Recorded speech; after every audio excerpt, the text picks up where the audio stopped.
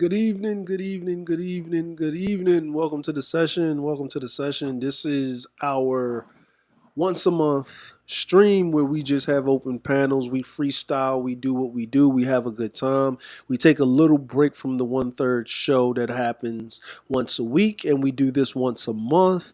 Just a little AMA, ask me anything type deal. We freestyle. This doesn't have a particular structure. We pull up some articles right there that's happening right then and now, and we talk about them. We give you some insight. We give you a little bit of a break, and we have some fun, and we kick back.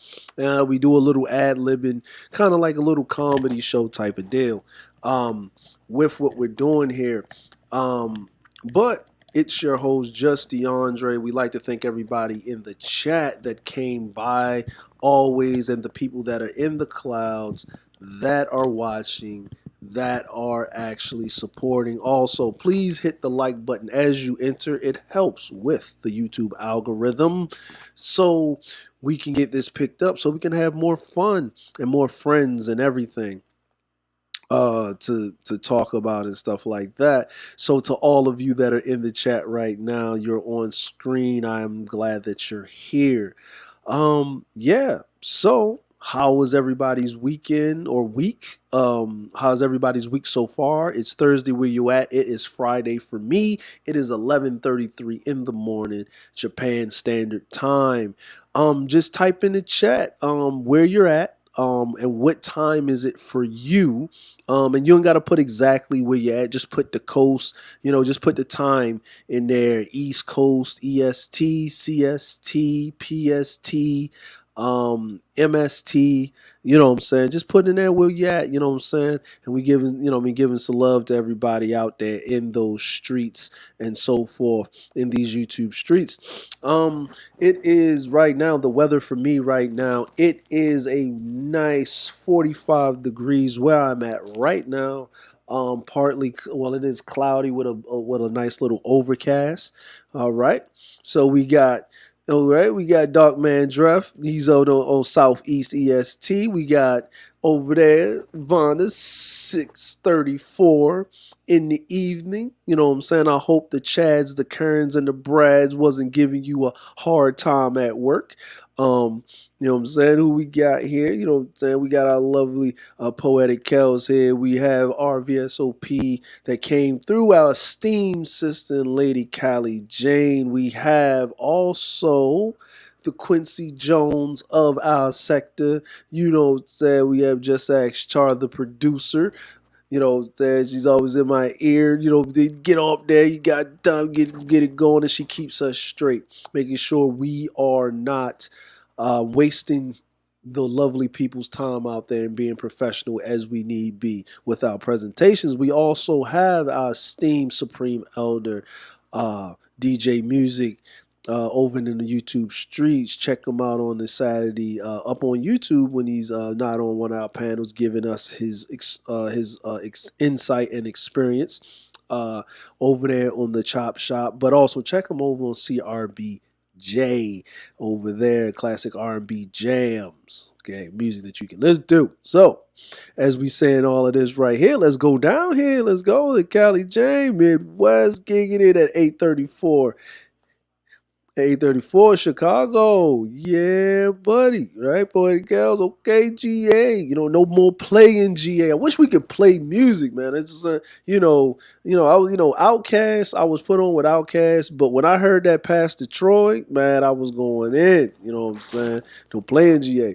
Charles said it is 23 degrees with snow in an hour. Yeah, I heard that that y'all catching that the Midwest, that's Midwest, Southeast, Northeast. Y'all about to get battered with some weather. It's about to be horrible down there. So, that's not good, especially with this COVID going on. The supply lines are already stringent as it is. So for you people out there that's in those just in those places and stuff like that, um, uh, make sure that you get out early if you can and get your supplies, get your canned goods, your non-perishable items, get your flour. You know what I mean? They're going to take the bread off the shelf. The bread and the toilet paper is the first ones to go. For some reason, people, they buy bread and they buy toilet paper. And the thing that I don't understand is we all know bread makes you constipated. So you ain't going to, but everybody thinking they ain't going to be able to wipe their butt,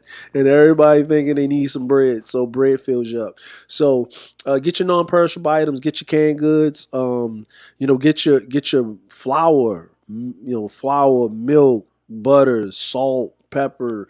Make sure you have those things. We got to take it back to old school, man. We got to be on some depression time. You know what I'm saying? You know what I mean? So Jonathan said, my week has been great so far. As DeAndre got back from Vegas. Oh, what? You was in Vegas? That's what I'm talking about. You know what I mean? Did you drive or did you fly? You know what I mean? Did you drive or fly? You didn't win? Oh, well, yeah, you don't go to the casino to win. You go to the casino to lose with a smile on your face, right? But I hope you had a great time over there, over in Vegas. Darkman Jeff says it's 60 and overcast down here. All right. So, you know what I mean? For those that want to come up on the panel, the link is in the Batcave. The link is in the Batcave. You know what I'm saying? But before we get into it, I'm glad to get the family here and to have everybody here. This is more of an interactive thing. Well, of course, my streams are always interactive from you guys in the chat because you make it fun and exciting, and I don't want to waste your time. You know what I'm saying? So you drove. That's what I'm talking about. Drove. You know what I mean? That's what I'm talking about. Hey, look, them gas prices a little cheap, so we can drive because them gas prices was getting expensive. It was cheaper to fly than it was, drive anywhere. Especially over there in Cali, boy. Y'all, Cali, boy, you gotta. Everything costs. It costs to even look at stuff in Cali, man. This is ridiculous. You know what I mean? But everything should actually go down in the next 3 to 5 years in Cali because everybody's moving to Texas. Everybody's moving to Texas. So everything should actually come down in California, which would actually drive everything up in Texas, make everything more expensive in Texas. Than what it currently is going to raise the economy, but it's going to pull down things in California, and that's what happens when you get migration and fluctuations with people, so forth and so have you. You know what I'm saying? So, with that being said, let's get into our first little topic and first little thing right here. I want to bring this up. You know what I'm saying? So, and it's the session, so I'm going to hit the stop sharing. You can see my lovely avatar up here. I'm in the midst of doing some lock maintenance, so I won't be showing myself as right now. And I do need a lineup myself. But we just up here to talk, and we're just here to hear our lovely voices. So far, so right here. So what we're going to do now is we're going to get into our first little thing right here. You know what I'm saying? All right. So this is for our nerds. I'm going to start off with some entertainment because God knows we love to be entertained. Okay, so I know how many people out there, in the chat or in the chat or in the clouds are Star Wars buffs?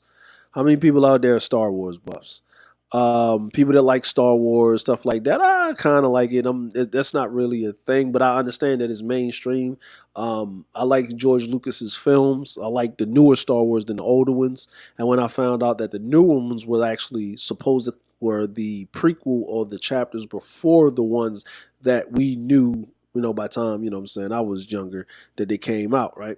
So, given that backdrop, The Mandalorian is a big thing, right? Mandalorian is a big thing, and one of the major stars of The Mandalorian, which is, I think, the brother, he's a Cuban American, but he's been in a lot of known films with black people, concentrated films, and without black people concentrated films. He did a lot of stuff. Actually, he was in Breaking Bad. He was the chicken guy. You know what I'm saying? So he's in The Mandalorian, and then the big thing with the Baby Yoda thing, right? Okay, so now I gave you the backdrop of The Mandalorian. If you was underneath a rock and you didn't know what it was, Mandalorian star Gina Carano compares political climate to Nazi Germany on Instagram. Now, here's the thing when you mentioning what I would say, because I'm not going to say the J word all the way, because if you say it in the wrong way, or they feel as if you say it in the wrong way, or if you don't clarify your statements, depending on who you are and what do you say, you will be canceled immediately without even a chance to explain yourself or any recourse or whatever. So this is actually what happened to Ms. Gina Carano, and I kind of understand both sides, but I like to put it out to you guys so you can make these decisions on yourself. I'm not, you know what I'm saying? So for the small hats, this is what happened. Gina Carano, one of the stars of Disney Plus, The Mandalorian, is under fire Wednesday for several posts made on Instagram. The remarks, which have since been deleted, led to the hashtag Fire Gina Carano to trend on Twitter. On Wednesday afternoon, Carano has portrayed Cara Dune on both seasons of the popular Disney Plus series within the Star Wars universe. In one of her posts, the conservative-leaning celebrity compared being a Republican in the United States to being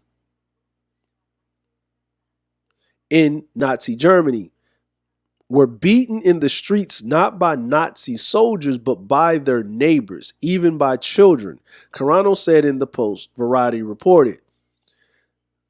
Now, if you just take this right here, this piece right here, that is damning evidence. That's right there. Remember, people only have a short memory span.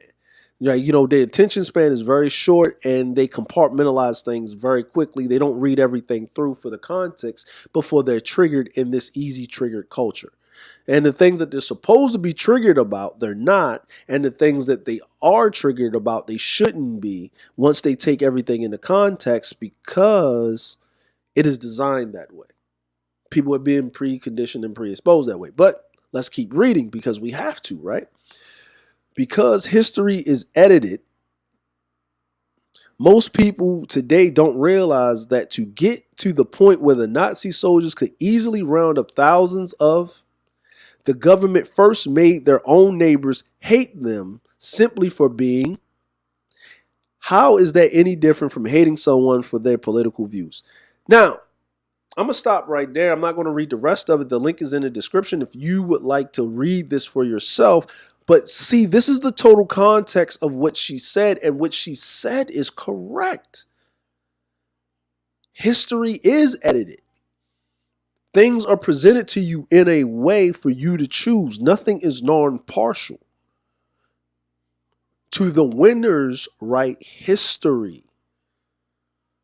To the winners, write history. That is crazy. That is a thing that she said. And she is very, very right about that.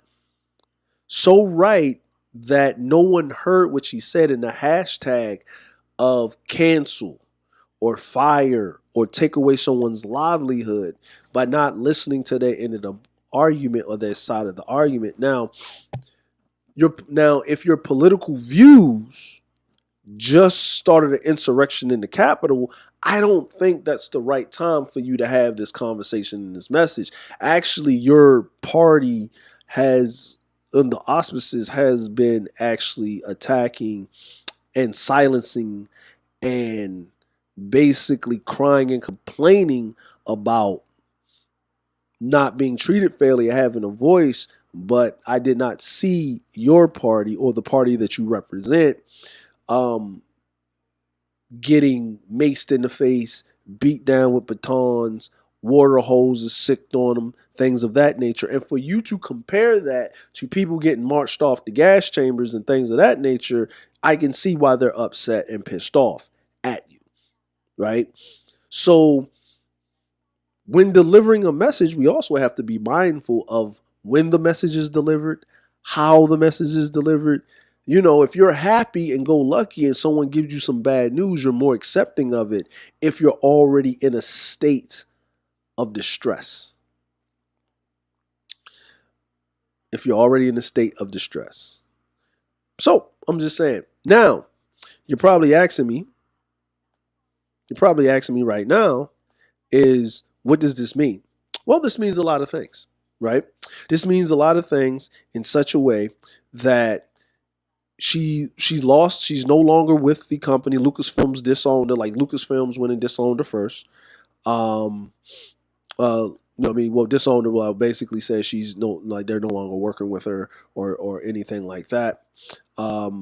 She's off the project. She's gone. They canceled her out. She's out of here. Right now, what do you think is going to happen next? Like, how is this going to transpire? What is next? Well, let's bring in the people, right? Let's bring in the people, and the people basically said, right? And this is where optics come into play, right? You have Ted Cruz, and he defends the Mandalorian actress fired after she compared in Nazi Germany to conservatives today, right? Okay, right? Did she do that? Yes, she did compare them. So is the headline misleading? No, because she did do that, to make her point. So this is the lady in question. This is Ted Cruz. We all know about Ted Cruz. Okay, Senator Ted Cruz blasted Disney for firing Gina Carano from the hit Star Wars spinoff, The Mandalorian. Carano was sacked after she compared in Nazi Germany to the modern day conservatives. Republicans have increasingly inserted themselves into the so-called cancel culture debate. Republican Senator Ted Cruz of Texas threw his support behind an actress fired by Disney after she compared in Nazi Germany to the contemporary American conservative. Gina Carano, a mixed martial arts Gina Carano, a mixed martial artist who played the hard-charging mercenary Cara Dune on The Mandalorian, was terminated by Lucasfilms on Wednesdays after comparing the modern-day Republican to persecuted during the Holocaust. Lucasfilms is owned by Disney, where the hit Star Wars spinoff airs on Disney+. Cruz backed Carano. Carano. I don't know how to really pronounce her name because it is a Spanish name, Spanish descent name. So we'll say a fellow Texan. So not only is Carano, if you say Cruz and Carano, those are Latino or Spaniard descent names.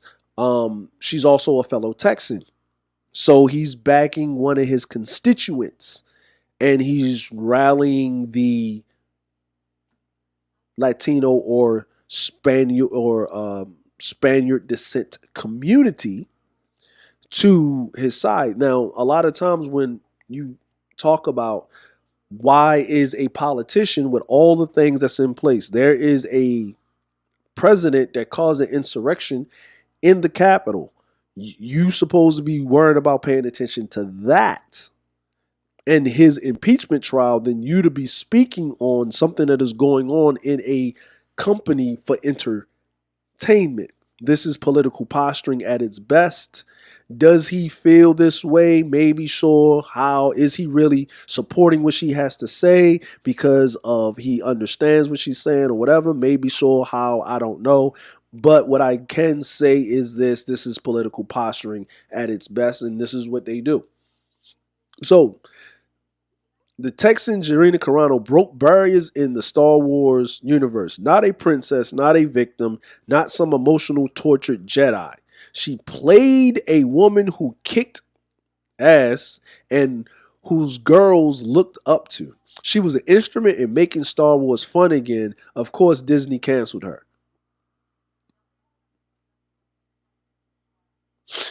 So when I read this and it said that it was Lucasfilms. Now Lucasfilms is owned by Disney. They own Disney because Disney owns Lucasfilms, which everything that Lucasfilms owns comes under the Disney umbrella. But Disney did not cancel her.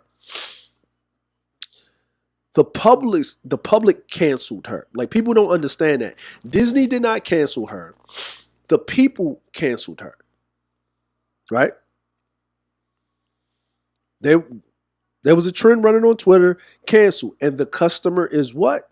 Always right when you're selling a product. And what the customer wants, you give the customer what it needs. And that is this thing where we swing in the pendulum of not caring too much or being too lightweight. Now, what she said was the optics, what she said was correct. Yes, in context. But when you take a snapshot of what she said and put it on Twitter, or that's what she typed and tweeted, and it was an excerpt out of a magazine or something that she was talking, then this is a firestorm that happened. And then this is what happens when you don't understand the optics, or you feel so entitled or so empowered by, you don't realize what you're saying when you need to say it, and it's not a good thing. And this is the fallout. And right now it's happening. It's happening to the point where it's kind of like the Me Too movement, where the people that needed to get got were getting got. Nobody was getting out of the dragnet. They're bringing up things from 20, 30, 40 years ago that happened. So people, doesn't matter if you're dead, doesn't matter if you're breathing, doesn't matter if you're on life support, they're doing it. But then when those people were got, they kept going. And it went from fighting for injustice to all-out witch hunts after a while, where people just whispering certain things that they would be taken out because they was just casting a big net. Okay? So we as humans, we make this mistake of overcorrecting instead of trying to bring balance to something. Now, she did not mention what she said. He did not explain it. What he did was rag on Star Wars for their casting of women. Now, here's the thing, not a princess. Well, Princess Layla, however her name is, she was the leader of the Imperial, she was the leader of the Republic to liberate after what happened, right? They were still fighting. So even with Darth Vader, Darth Vader dying at the end, going against the Dark Sith, his mentor that became the Sith and what the Sith Lord or whatever. There was an opening, there was a power struggle. They still couldn't take over. The rebellion still couldn't do it with that power struggle. So what's going on with that? If you follow the Star Wars lore. So the princess, which was the twin sister of what they would call, quote unquote, the greatest Jedi, right? Skywalker is, you get what I'm saying, right? So if that's the case, why not being a princess is cool? That's royalty. What's wrong with that? She wasn't like she didn't fight. She wasn't like she wasn't in charge of things. She kept the resistance going. She kept moving forward, right? Not a victim. Everybody, a victim of what? Like, you know what I'm saying? Like, what are you talking about? Like, they were twins. They didn't know their lineage. She's a twin. So he was a victim. Last time I checked, Luke Skywalker lost his hand and his daddy cut his hand off. People keep forgetting about that in talking the movie. I think he got, memory lapse or amnesia, right? And not some emotionally tortured Jedi. So he's talking about the new Jedi that's trying to figure themselves out. But the Sith Lord that was the princess's son, that was Han Solo's son, was tortured too. He just chose the darker path, and she's trying to figure out what path to stay on. But every Jedi fixed that. She played a woman she was a mercenary with no powers. Because you wanted to see Xena the Warrior Princess with a gun? I'm not understanding what you're doing here, bro. Like, this is the type of representation. This is the dog whistle language. This is the tone deaf rebuttal by leadership from that particular party that has been permeating because they're losing their privilege by the buttloads, and they don't know what to do because the pendulum has swung the other way and someone else has the mallet, right? And they have the mallet and they have all of that, and the problem is that they don't want to deal with the fallout from that. Right? And he's not really caring. He's doing this to get some type of political positioning and to basically round up what I would say. He's trying to round up that old Trump support. And this is what this is. This has nothing to do with what was going on, what was said, or whatever. This was basically that in a nutshell. It was that in a nutshell. So, you know what I'm saying? So,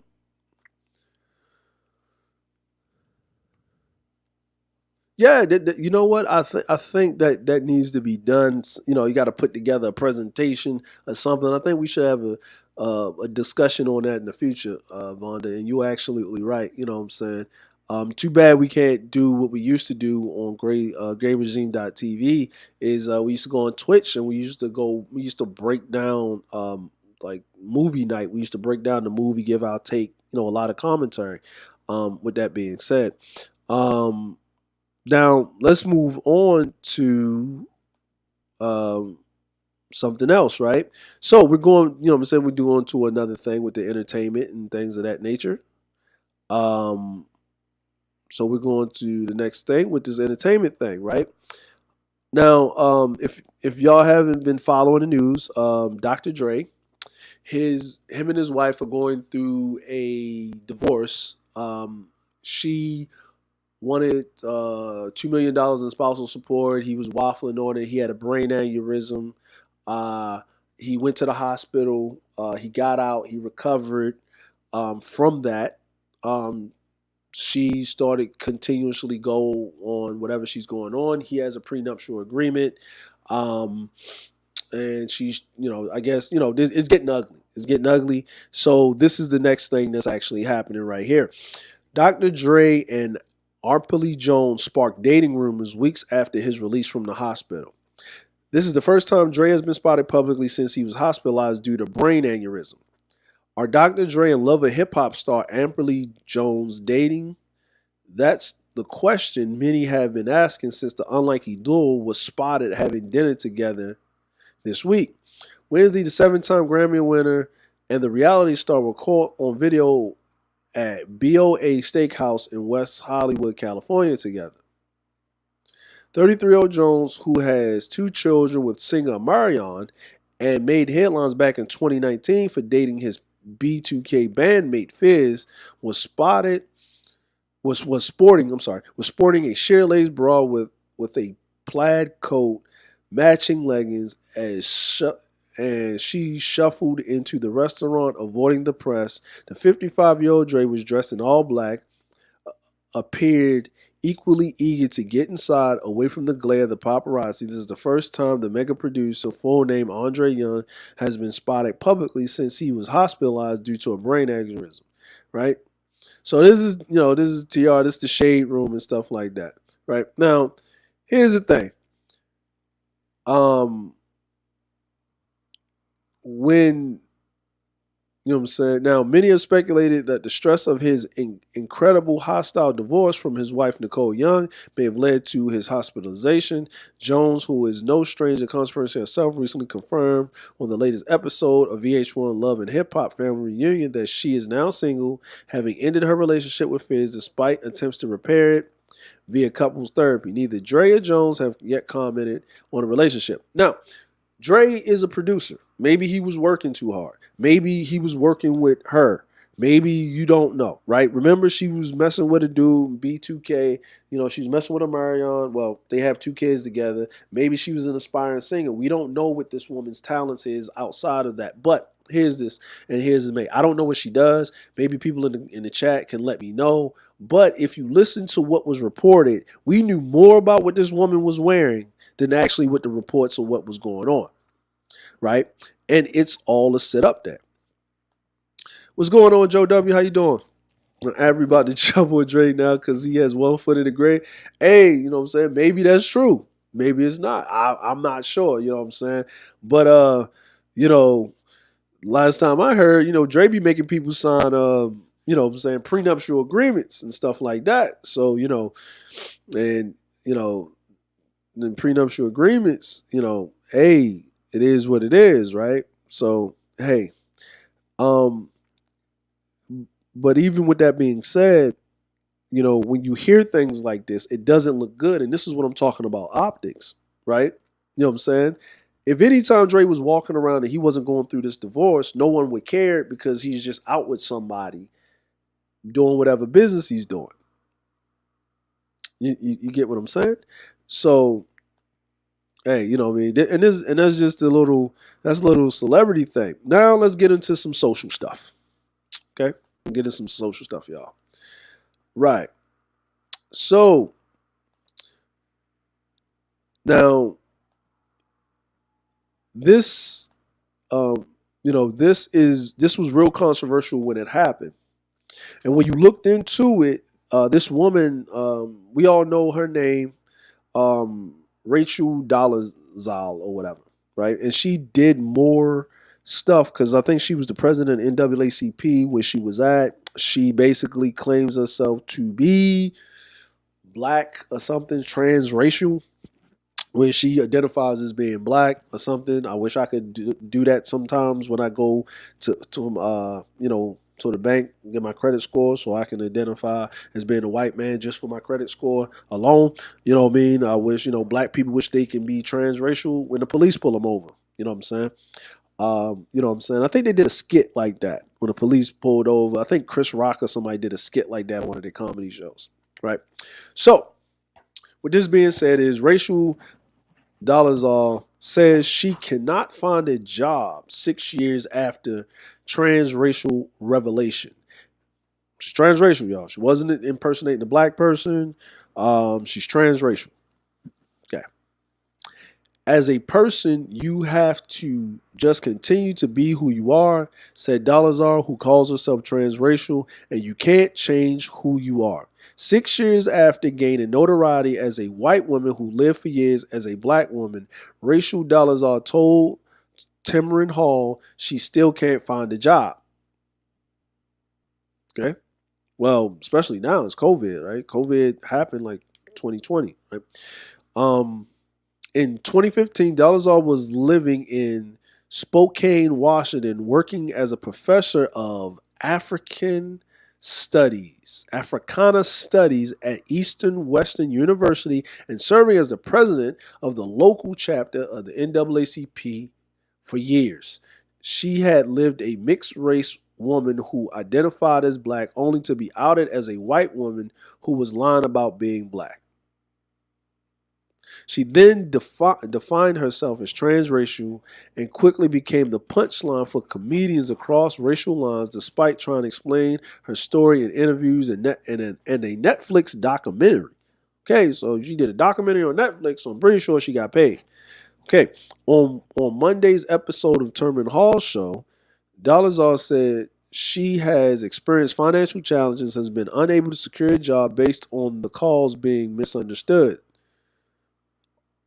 Black, white, Latino, Asian, other. Black, white, Latino, Asian, other. Male, female, other.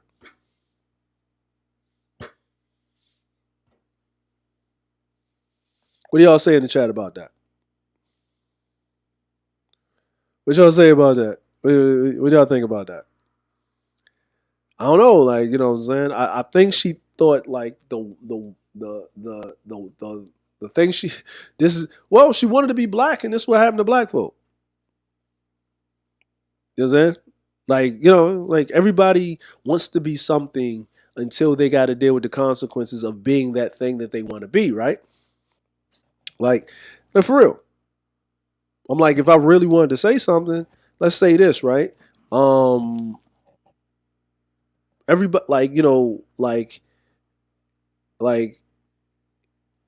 if think about it like this, is women got to go through childbirth, right? So what if you transition and then you go through childbirth, but you are a man and there's a mechanism in women that allow them to deal with that pain. Women have a higher threshold of pain than men. It's just DNA driven. They do. That doesn't mean they don't hurt as much as men. They just have a higher threshold of pain because they're having a child, their baby, and a lot of women don't make it through pregnancies. A lot of women died um, in childbirth in droves due to lack of medical science back in the day or the advancements of medical technology. Now the doctors can surgically remove the baby, and still there's women that do die during childbirth even to this modern day. So you don't, what I mean? So everybody wants to, what I'm basically saying is everybody wants to be something or think that they are something until they have to deal with the fallout of being that exact thing. That's why, I'm saying if she's transracial, people that I've heard of or I've talked to people that understand that community or deal in that community before they can transition, and I'm talking about on the LGBTQ side, is you have to get counseling, you have to go through the steps, you have to slowly go through it. So if she's transracial, then she needs to go through the steps. And the steps is letting her know that she's going to be a second class citizen for real in real life. And this is one of the things you don't get the callbacks, especially if it's known that you're running around here like you're impersonating being a black person and you're really not black, right? In just biology, I guess. I started with applying for all the things I was qualified for. After interviews and getting turned down, I even applied to jobs that didn't even require degrees. She said jobs, she added, like being a maid at a hotel, working at a casino. I wasn't able to get any of those jobs either. Well, let's see. The thing that you're qualified for is a professor in Africana studies. That's usually a black person. Usually. And it's usually associated with black unity and understanding that how black people were misinformed, misrepresented, and they were appropriated.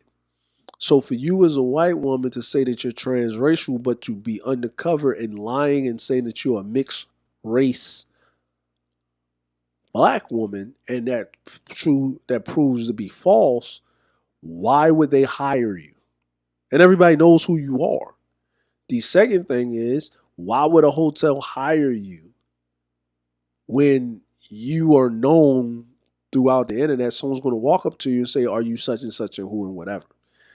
You have to understand the optics of what's going on here. Those untold halls, she wished she could be seen for who she is versus what she is. Well, you came in the door lying. If you would have actually sat down, went to the college, told them, look, this is that. I have a black adopted brother. He was treated horribly by my parents. I was treated horribly by my parents. I identify more with black people. I know that I'm not black, but I'm more empathetic. I'm more comfortable with black community. I moved out with my adopted brother. We moved into a black neighborhood at a young age, and I have been cultured black because I've been in the black culture so much. But I am a white woman, and understood where you were. You would have gotten more respect of being an ally and understanding. That's would have been some flack of you kind of appropriating being black and stuff like that and whatever. But when people got to know you genuinely, and if you had people to co-sign and vouch for you, you walked around as you were black, like Mariah Carey or something like that. And we got behind, and the black community got behind you in that place. We didn't even know who you are. Matter of fact, most people didn't know who you are outside of your community. Right. And then you could actually get away with that in Washington due to the fact that there's a lot of mixed race kids over there because there's not that many black folk over there. So, saying just in concentration. So what that means is, what I'm basically saying is, if I was to sit here, had this conversation, explain it to her in a back and forth thing when we talking, you have to understand is you made a mistake. This is what it was, but this is how you feel. Then that's something that you need to understand, that when you come in with a lie, it's not you can't blame people for how they react, regardless if you apologize for it or you try to explain yourself after the fact. That's basically what it is. A mother, an activist, and an artist, that's who I really am, she said. When it comes to race and identity, I've always identified racially as a human. But I have found more of a home in Black culture and Black community, and that hasn't changed. I'm still doing the work, I'm still pressing forward, but it really has been really tough for sure. She maintained not having a job for 6 years, having to create my own job and find my own ways to provide for my children through braiding hair, through grant writing to bring funds into marginalized communities and Black owned businesses and nonprofits, through painting, through doing pep talks at cameo.com. It's definitely been a long 6 years, but I'm really strong believe that as a person. You have to just continue to be who you are, and you can't change who you are. Now, she's doing nothing. You wanted to be a Black woman. This is what Black women had to deal with. This is what Black women have to deal with. This, they not being able to work for a long period of time out of the workforce, no matter what they was qualified in, they wouldn't get hired. Even when they was dumbing themselves down to work at other jobs, they couldn't get those jobs, and they had to hustle to make money. They had to be in their communities, they had to volunteer, they had to do these nonprofits, and then they started to figure out, well, let me build my own business. And you know what I'm saying? But the difference is between them and you is you can go in and get a business loan and get approved for it as long as your credit's straight. And even if your credit ain't straight, you can go get an LLC and have a new whole business thing going on. You wanted to be Black. This is what it is to be Black in America.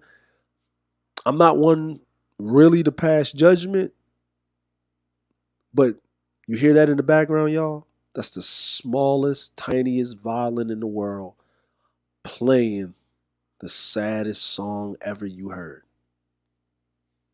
There you go. All right, it's enough of that. So now moving on, right? Moving on, we got this right here. Now, okay. So I'm a little bit conflicted because, of course, it is Black History Month. You like how I just segued into that? You like how I just segued into that, right? It was beautiful, right? It was beautiful. It was beautiful. Very beautiful, right? So, teaching Black History Month in school, kids need to see joy and less trauma, says educators. I want to know who these educators are, and let's go, right? Okay. With Black History Month underway, some educators are challenging the way Black history is currently handled in the public education system. Erica Buddington, founder and executive officer of curriculum consultant firm Langston Lee, I think that's maybe named after the poet in the Harlem Renaissance period of Langston Hughes. Right, I remember we always had to read those poems, and it was great. It was great reading those poems. For example, believes the approach is contrary to how Carter G. Woodson, the father of Black History Month, intended. While Black history is American history, and it is, and I think Black history should be taught inside the grain of American history. Not separate. It shouldn't be a month, right? It should be celebrated. Let me take that back. Let me rephrase that. It should be celebrated, but it certainly shouldn't be the shortest month of the year. I'm like, it should be in June, where Black people actually got their independence or got their freedom when the word finally got to them, Juneteenth. But we all know why. If you don't know, we all know that why that Black History Month actually started from the historical Black colleges to bring awareness to the contributions of disenfranchised people in America. And we also understand that it was a week. It wasn't a month. It was a week. Okay.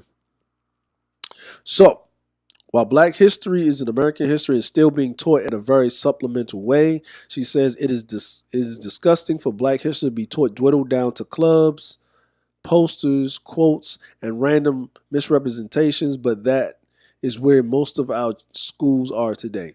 Woodson, a Black writer and historian, wanted Black history to be taught through nuance and historical accurate narratives that allowed our children to fully understand. You know what I'm saying? I could never say this word right. I hear it all the time. It's just something diaspora, right? I just never really can say that word right. Buddington, a former middle and high school educator, explained, according to Jesse Hegelpan, teacher of ethnic studies at Seattle's Garfield High School and organizer from the Zen Education Project, the way black history is being taught in public school is abysmal. I think this Zen educational project is like a charter or it's like a funded type of thing that they go for a couple of years with funding. And it's pretty much, I think, I wish Cerulean was up here. Um, I think it's pretty much like a think tank, like a social experiment. Because I noticed that when they run these little programs and little projects, it's like a social experiment to get data on something, and then you don't see the implementation of it in other places in the higher forms of education or in the most affluent communities until like 3 to 4 to 5 years later until you get the information, right? But so it's being taught as abysmal. Most of it's reduced to the enslavement of African people. He tells Yahoo Life students learn black people were oppressed, but they rarely learn about the immense contributions of black people have made to science, mathematics, technology, and advancement of American democracy through black collective struggle. Here's the thing, and this is where I think it's confused because we can't lump black history.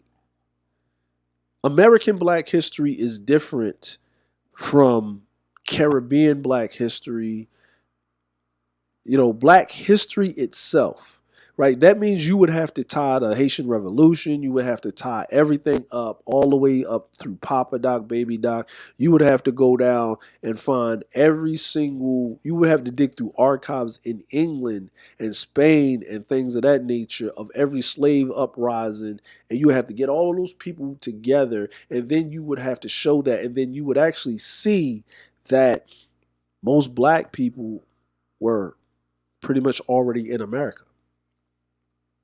Before the transatlantic slave trade, they were already in the North American continent.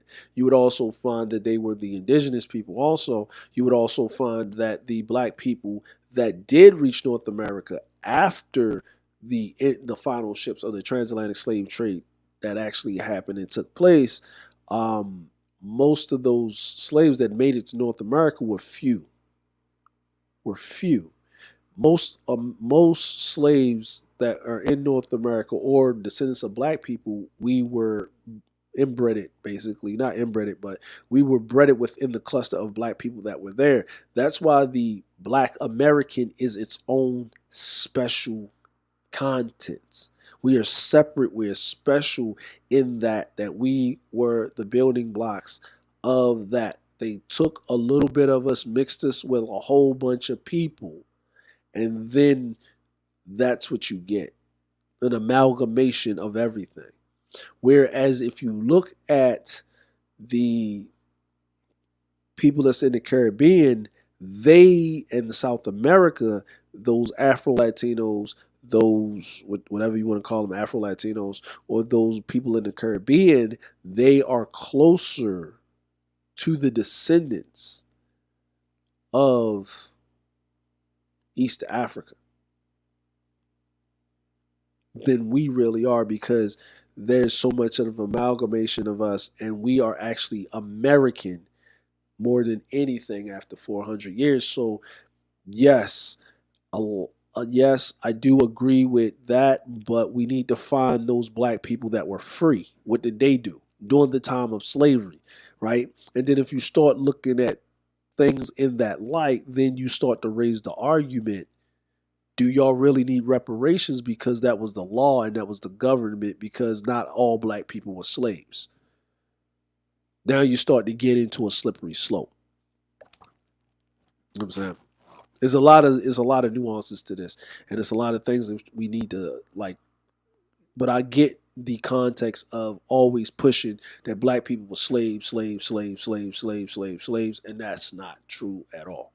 But you have to understand that when you come to that point, you have to be in a position of power to change certain narratives and certain things. Because if you're always in a position of being weak, and you're not in the position of power, no matter what you ask for can be used to turn against you, to marginalize you, to bring you back to the same point of ruminating.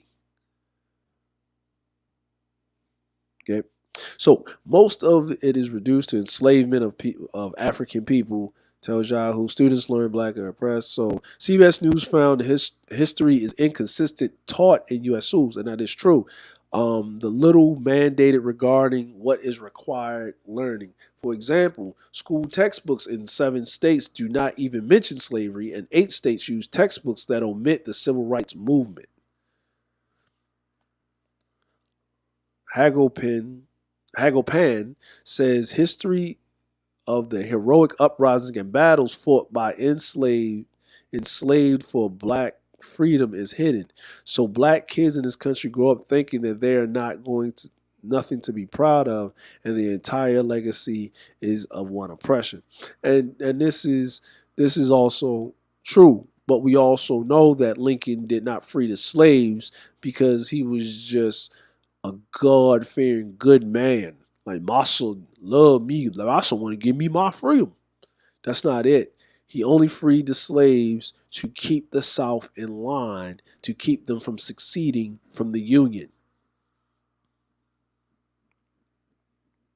And it was not until several years into the Civil War that he allowed black people to fight in a war that was supposedly, quote unquote, for their freedom. Because it was against being civil, because you shouldn't arm up black men to fight white men. So if the people that's trying to free you are not putting arms in your hands so you can free yourself, that tells you how much they really think about you.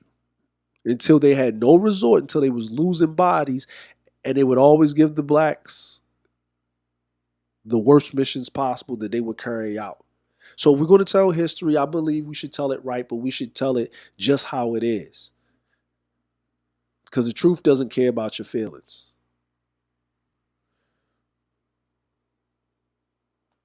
Europe's really, hey, it's in the back cave. You're,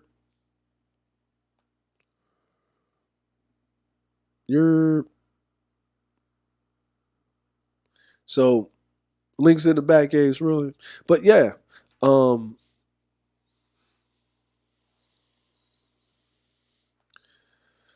so no, just that is it, May.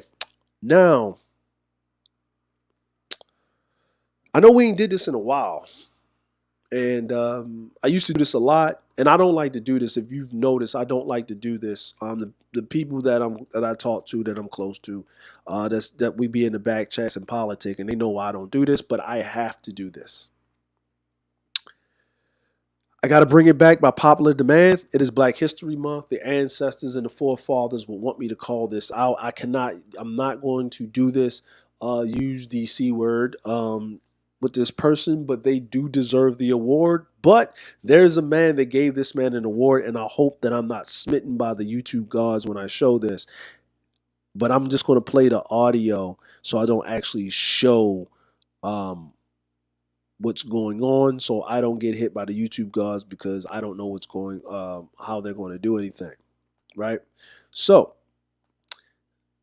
now this person is going to get it, right? And what I mean this person is going to get it is they're going to get the Who Mans Is This award.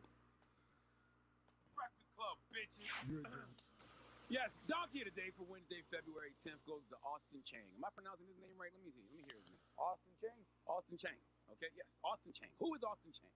He is a Black Army veteran and businessman, and he will be running for governor of Michigan against incumbent Governor Gretchen Whitmer. He's one of these Negroes who clearly has yet to get his nigga wake-up call. What is a nigga wake-up call, Uncle Charlotte? Well, according to the great Paul Mooney, as well as the Urban Dictionary, it is when a black person usually an entertainer or celebrity of some sort, in this case a politician, finally realizes that white media, white America, will never see them as anything but black, and that as soon as they can, find a way to ruin your life. Oh, I want to know everybody in the chat. Can y'all hear what's being played? Because I'm not going to show the video because it is actually off the Breakfast Club's actual YouTube channel. The link is actually in the description. But can you guys hear it? It's very low. Okay, good to hear that. All right, let me bring it back for you guys. The Breakfast Club, bitches. Yes, dog here today for Wednesday, February 10th goes to Austin Chang. Am I pronouncing his name right? Let me see. Let me hear his name. Austin Chang. Austin Chang. Okay, yes, Austin Chang. Who is Austin Chang? He is a black Army veteran and businessman, and he will be running for governor of Michigan against incumbent Governor Gretchen Whitmer. He's one of these Negroes who clearly has yet to get his nigga wake-up call. What is nigga wake-up call, Uncle Charlotte? Well, according to the great Paul Mooney, as well as the Urban Dictionary, it is when a black person, usually an entertainer or celebrity of some sort, in this case a politician, finally realizes that white media, white America, will never see them as anything but black, and that as soon as they can find a way to ruin your life, oh, they will. Okay, a nigga wake up call is also usually a black person who finally understands that we do not live in a post-racial society, and they usually realize that by experiencing the effects of covert and overt racism firsthand. Okay, that's what is eventually going to happen to Austin Chang, because this Negro, who's from Nigeria, by the way, is one of those black people who thinks he's going to get on by kicking in the backs of black people. He thinks he's going to get on by sucking the kneecaps and licking the soles of a white supremacist in New Balance. Okay, see, some politicians are fully... Hold on, no. Now, hold on one second. This man is running for a governor's seat. He has business. He's a business owner. He is from the continent of Africa, from Nigeria, one of the countries that was a part of the transatlantic slave trade. Because if we're going to tell it the truth, white people didn't just go to Africa kidnapping black folk. You were sold by other black folk. And every time, not all, but a loud majority,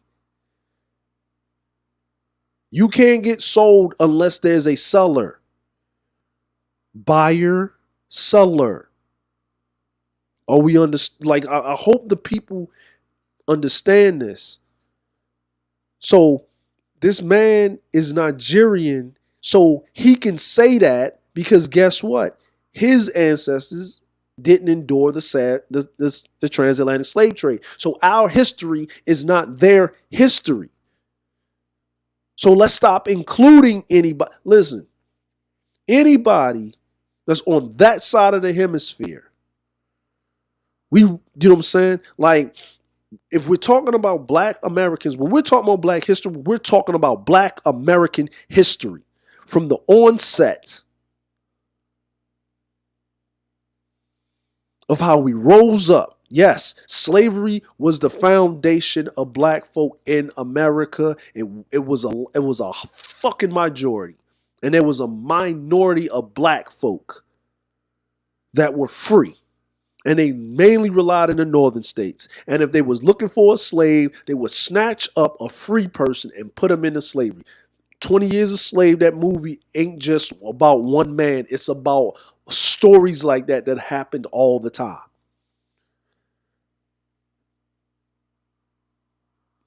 And those slave hunters turned into what we call the modern day police department, the militia. So let's just stop playing. But let's just go ahead and listen to what he got to say, because this right here is agitating the hell out of me. It really is. Aware that the MAGA base is real. 74 million people voting for Trump in the last presidential election proved that. And when you look at polls that say 87% of U.S. Republicans believe all lives matter compared to 62% of Democrats who believe black lives matter, you like, the hell with that black stuff. Okay, even if you are indeed black, and that's what Austin Chang has done. This man posted on his Instagram page. And I want y'all to write his Instagram page down because we are going to have a petty party in his mentions on his Instagram at Austin Chang. AustinChenge. He posted, and I'm quoting this verbatim, "I will cancel Black History Month in Michigan. It's offensive, unfair, maybe illegal. Americans from all backgrounds deserve a revered history. I'll declare American History Month." Let me repeat that one more time. He posted on his Instagram, "I will cancel Black History Month in Michigan. It's offensive, unfair, maybe illegal. Americans from all backgrounds deserve a revered history. I'll declare American History Month." Clayton Bigsby is somewhere excited. White power! Uncle Ruckus couldn't agree with you more. Nigga free, and that's how he need to be. Nigga free, and that's how he need to be. He ain't free. Okay? Self-hatred is not free. I don't understand the self-hate that some Negroes like Austin Chang possess, because I promise you, my brother, nobody likes to sell out. Nobody likes a human that is willing to throw their own race under the bus to win favor from another race. If I was white, why would I trust you? That'd be the funny part. White folks will embrace a self-hating Negro like this, not realizing this Negro don't love you. The reason he don't love you is because he don't love his damn self. If your first, last, and best love is self-love, tell me how could he ever give a damn about you when he don't love himself? See? Now this is where I totally disagree with Charlemagne, because there's a misconception here. He loves himself because he's doing it for his people. He is not ADOS. He is black, but he is Nigerian. Right? And he will not become American. Well, he became American by getting a citizenship. He had to get naturalized. This is not the country. If they take his citizenship away from him, he will be deported back to Nigeria. You can't deport a black person, an American black person. This is their country. America is their country. He's not us. Just because we have the same hue, he is not us. Period. End of story. We need to make this distinction. This is he got a loan. He got a minority business loan. He worked the immigrant status, and he worked our affirmative action that our forefathers worked and got their heads busted open for, hung for, and our sisters that were out there marching, patching these men up, doing all of this stuff. Stop claiming these people within our own race of folk. He is no different. If you're going to hold Rachel Dolezal to that standard, you better hold him to the same damn standard. He is not us. They are them, we are us. The day that their forefathers decide to side with these interlopers, these people, and to move us and to ship us and to sell us into this. It don't matter if they knew or not. They did it. They did it, and then they basically brain drained themselves. Here's the thing. You're trying to naturalize to be in America, but why aren't you back in Nigeria? What are you doing? What are you doing over there for your people? Oh, you need to get your people over here. Because you see, even under the auspices of oppression, you see how we still strive and overcame and we're doing this. You're trying to assimilate and be us. So you're trying to push us down to side with these type of folk. And we need to stop this. We need to step on it. I'm not saying all, but what I'm saying is a loud majority. Loud. He is a businessman running for public office. He is loud. Is he the majority? No, he is a minority, but he is a majority with enough power and enough cachet to get people to give him money to throw us underneath the totem pole, once again stepping on our backs to get what our supreme what our esteemed brother Cerulean was, a pat on the head and cheddar biscuits. And you're probably saying, it's like, why once again, every time I tune in, he's going in on the people from the continent of Africa. I'm not going in on them. They put themselves out there like that, so I'm going to address it. He is not us. This is where I differ on my opinion from Charlemagne. He's not a coon. He is who he is. They are a different culture. They are a different country. You are American. This is when black people need to understand that they are American and you just happen to be black. He is no different than any other, than a legal Mexican that try to take your job or whatever. Yes, we have to adopt the same mindset when it comes to being pro-black, is what you do for your community. And right now, he's doing for his. He's trying to take what we are rightfully trying to get. Our problem with black people is we so magnanimous, we're so good-hearted, we got so many morals that every chance that we get, when we get a little something and we find somebody else that's disenfranchised and downtrodden, we like to pass over we got to them so we can come together. We need to stop that. Because if an Italian or a German or a small hat or Polish or Turk, other than they hue, if they all got the same hue and they standing upside and the Irish and they all standing line by line, side by side to each other, you couldn't tell who was who until they started speaking out of their mouth. You can't tell the difference between a person from Panama, South America, Panama, Brazil, Chile, Argentina, Peru, Mexicans. You can't tell the difference until they open up their mouth.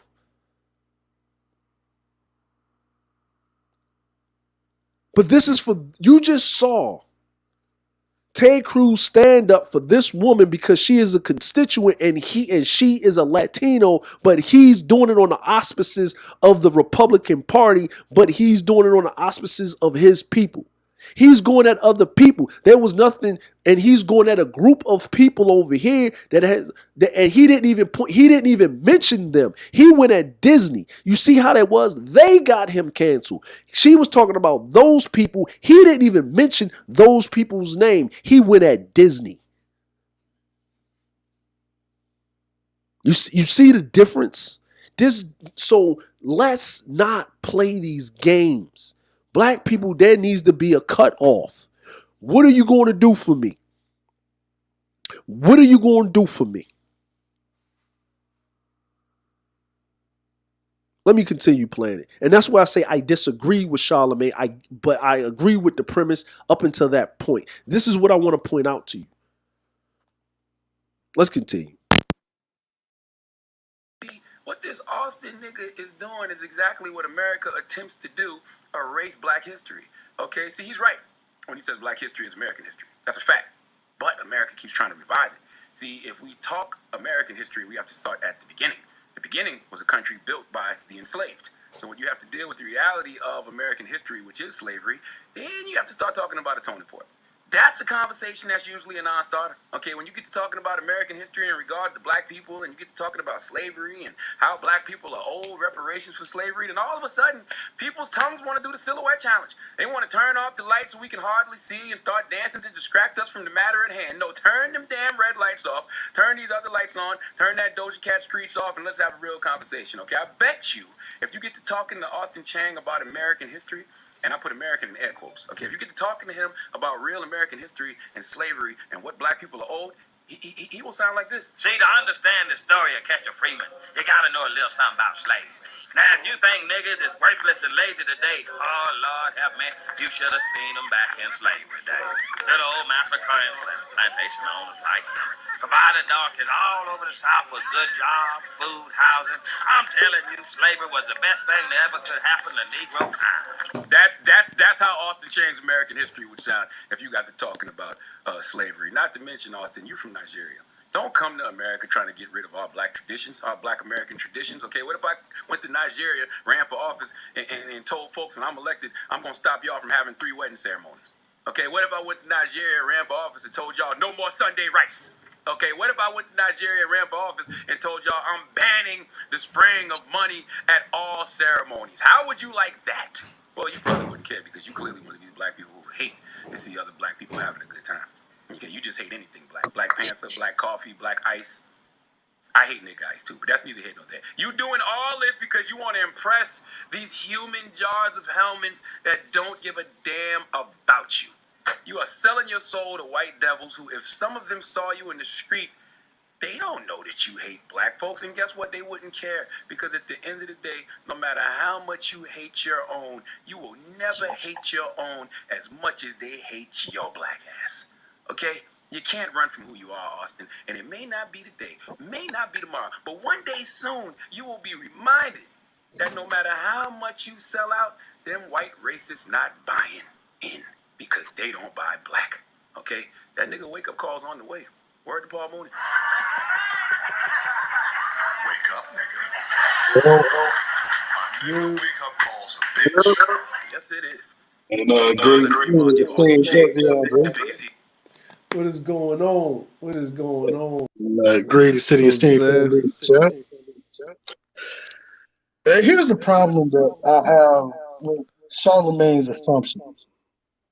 Right. One, white America does buy black. Oh yeah. Does buy black Nigerian. But isn't it so wonderful how some dirty foot immigrant from Nigeria can come to America and become a governor, or at least have the opportunity to, whereas a black American can't go to Nigeria and qualify to become a governor. Hell, a black American can't even sit in the seats of parliament over in Nigeria. Mm-hmm. Yeah. Now, here's the false assumption, and this is why I constantly tell black folk here in America, I'm talking about native-born black Americans, foundational black Americans, American descendants of slavery, our people, that we got to give up this fascination with Africa, with Pan-Africanism. We have to give it up. Because what shows you is that this Nigerian Negro, who's chameleonizing himself as a black man in America, is letting you know that the Nigerian, at the very least, has no interest in unifying with you, has no interest in Pan-African unity. But what he does have interest in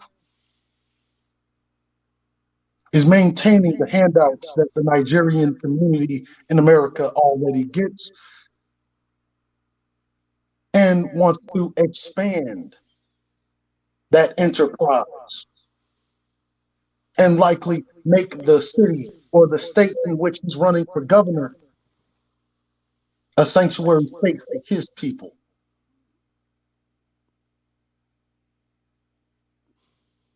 This is problematic. Yes, it is. Because the black American, the native-born black American, Ebon Noblesse, we have been battered over the head with these false ideas such as the welfare state. And yet, here you have it. You notice that the welfare state is always ever missing in the conversation whenever it pertains to immigration, whenever it pertains to corporate welfare, whenever it pertains to foreign aid. And yet here you have this Nigerian Negro, born of dirty foot origins, a parasite on the belly of the black American. Here he is, a recipient, a product of the welfare world that was made through the Foreign Aid Act of 1961, and a product of the welfare of immigration. Because whether you know it or not, immigration is also welfare. Yep. Refugee acts, welfare. Well, if we want to get deeper, it's actually corporate welfare. Mm. To give a unending flow of foreign brain power and labor for the corporations Mm. who earn billions upon billions upon billions of dollars and never paying $1 in tax. And the reason why they never pay $1 in tax, because they pass that tax off onto the employee, the lowly proletariat.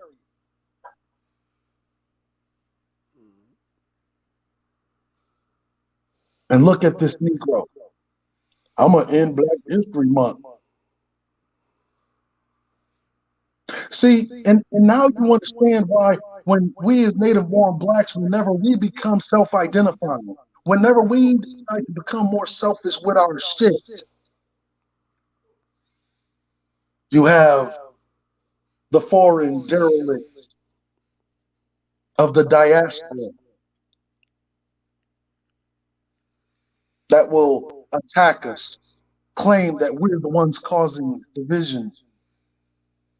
Because they know once we become self-identifying and we recognize what is what and who is who, that they can no longer run this Ponzi scheme in the race casino as they pretend to be the native-born Black American, while yet again acting as tapeworms in the belly of Black America.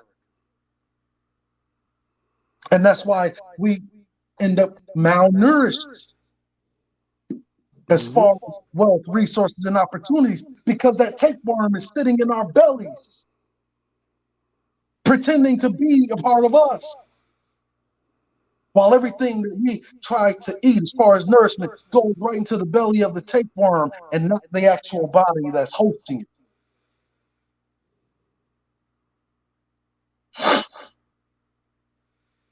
And this derelict Nigerian Negro is evidence of that.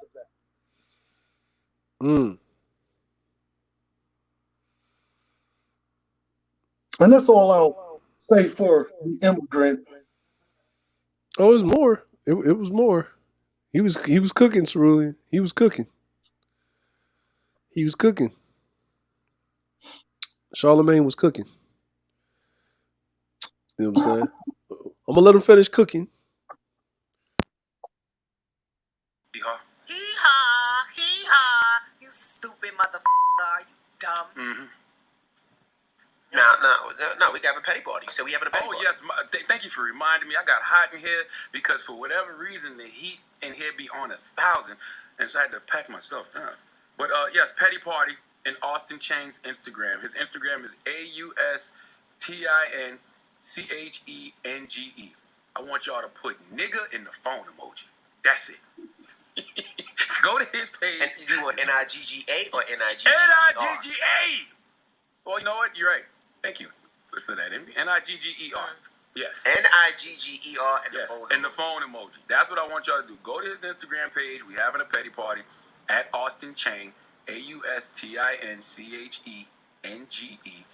Put NIGGER in the phone emoji. That's it. Okay. He need a nigga wake up call. He gonna get it though.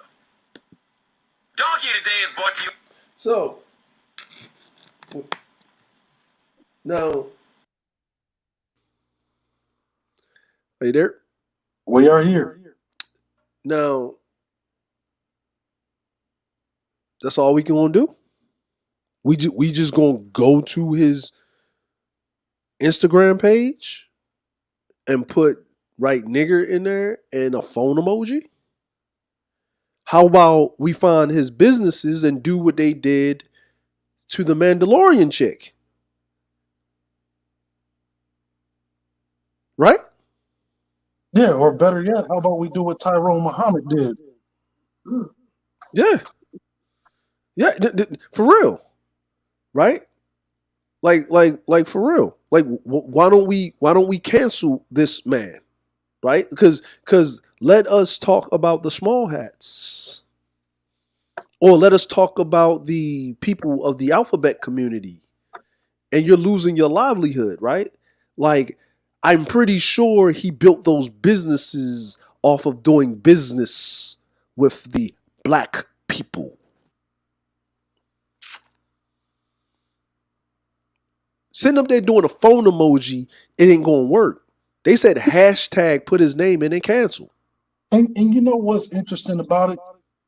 You know, because if he was doing that shit in Japan, that nigga would have been shut the fuck down and ran the Yeah. fuck up out of there. Yeah. Gone. We done seen it happen, haven't we? We have. We have. Like, we have seen it happen. You know, now I want to bring this up here, Cerulean. This happened in your backyard. Well, not exactly in your backyard, but kind of in your backyard, right? Mm-hmm. Okay. You know what I'm saying? And this happened in your backyard. So you know what I'm saying? Sheriff. Okay, so basically, blame for Minnesota clinic attack lies with shooter. Right? So authorities charged a Minnesota man with murder on Thursday in an attack on a health clinic that left a medical assistant dead and 4 other staff members wounded, releasing new details of how the assault unfolded while brushing aside questions about whether more could have been done to prevent it. Charges filed against Gregory Ulrich, 67, describe an attack on a what's this? Lena? All Lena.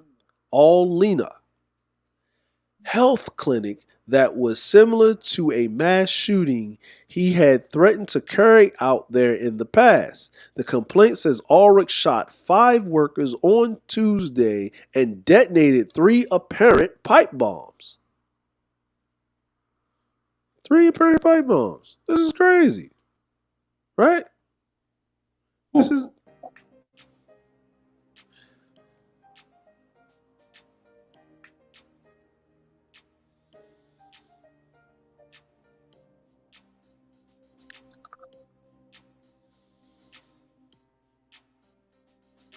That's in.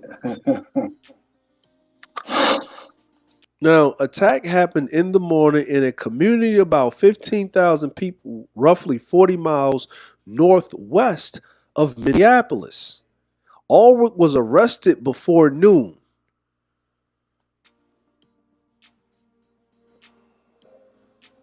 40 miles northwest. Yeah, of Minneapolis. Governor Tim Walz said a news conference that some improvised explosive devices were part of the attack. FBI sent bomb technicians to the scene. So northwest, that's right, what they call Wright County, or Whiteville. Okay. Now, it's a little town called Buffalo, Buffalo, Minnesota. Mostly white folk. So while an exact I don't motive, know what they're going to call that white on white crime. No, they're not going to call it that. They're not going to call it that. They're just going to call it. They should call it. They should call it terrorism. That's what they should call it, right? Well, that's what it is. That's what it is. You know, that's what they usually. You know what I'm saying? Like, you know what I'm saying? So that's what mass shootings are: white on white crime. You know what I'm saying? While an exact motive wasn't immediately known, authorities said Ulrich has had a long history of conflict with healthcare clinics in the area. A long history? Are you allowed to have a long history with healthcare clinics in your area, Cerulean? Shit, I can already guess what happened, because in a lot of those little small towns that are outside of the Twin Cities, outside of the Twin Cities, St. Cloud, a lot of little small towns. They have a history of uh, you know the state finding that they're busting some kind of like meth lab, or Mm-hmm.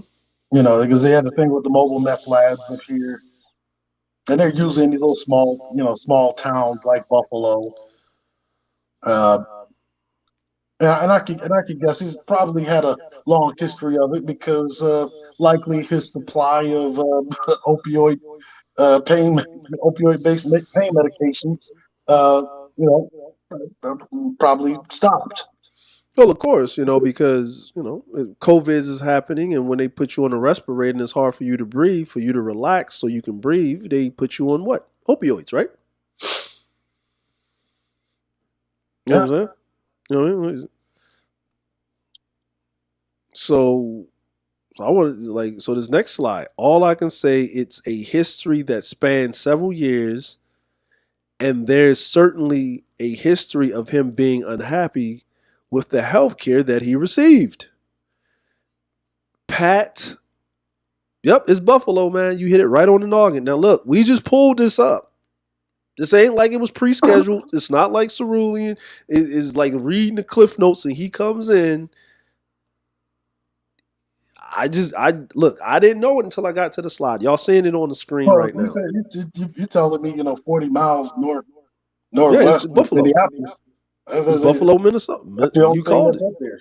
You Yeah, know, that's what I'm saying. Like I'm just explaining to the audience. Like I just pulled this up right now. I didn't read this. We didn't go over this earlier somewhere in the back chat. It's the man knows what he's talking about off the top of his head. Like he's just what I mean. He knows what he's talking about. So just to let y'all get a clear understanding, of this is going on like all about the nation to the majority. Now you see why these people become radicalized and run up on the Capitol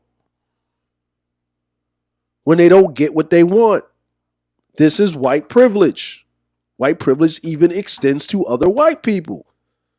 Is this not correct? that is correct. You know what That's I'm why saying? even here, man, we refer to Wright County as White County. This is mostly white. Yep.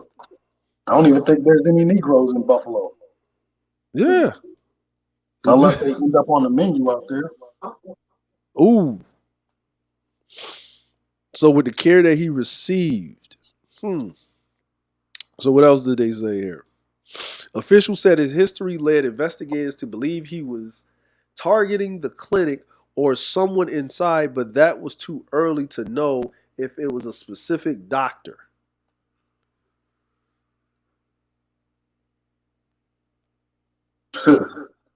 And that was all. That is all. Might have been the doctor he was getting drugs from that cut his ass off. Yeah. Said, Yeah. "Hey, man, I can't keep giving you these opioids. They're cracking down. My job is on the line now. They're really looking at us hard now. You see." I'm like, and even if he goes to jail, he's in jail. Once you get to the age of 55 in jail, they move you to the senior citizens area. You're not in general, you're not in regular gen pop. You know what I'm saying? Mhm. So he pretty much, everything's closing down on him. All this other stuff is going, and he snapped, or he could have been radicalized. If you're sitting up there with pipe bombs, then that means you have you've gotten with some people, got some training to use these pipe bombs, and it's like you came in there with a specific purpose. You know what's funny about all of this is that an incident that happened when uh, Minneapolis, St. Paul, uh, Newport, Woodbury, Maplewood, Roseville rose up, started destroying shit after the advent of George Floyd being publicly executed, and there was a task force Mm-hmm. that was assigned, and on a national level, they were trying to classify these people that were responding to state-sanctioned terrorism as terrorists themselves. Mm-hmm. And here you have, and mind you, the people that were rioting, they didn't come with weapons, they didn't come with assault rifles. or pipe bombs or Molotov cocktails. They came with bare hands, rocks, bottles of water, whatever they could grab in their hands, bricks. And they were trying to label those people as terrorists. And here you have it, an actual terrorist. A discount Ted Kaczynski, if you will.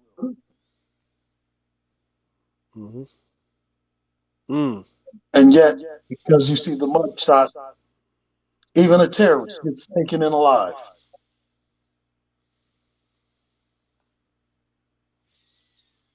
Why hasn't the police stood on the back of his fucking neck for 8 minutes?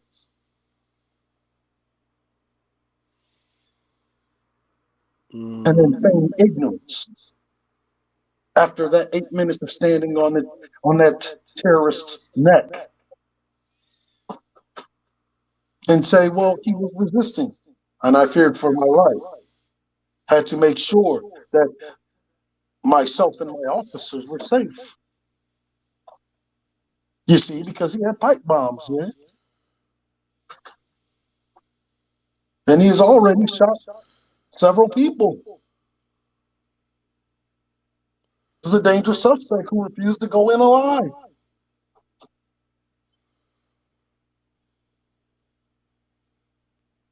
And while you have, goofy, shoe-shuffling Chinese tell us that, no, racism doesn't exist. There is no white privilege. I've never had white privilege.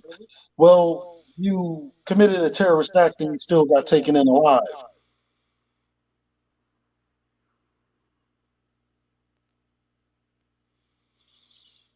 What else would you call that?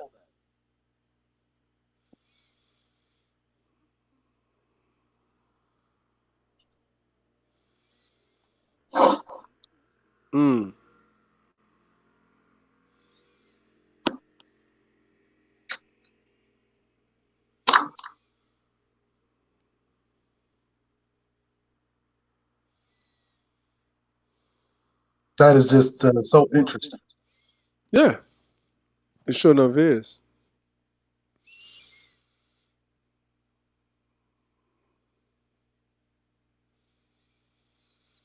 And this is the last one.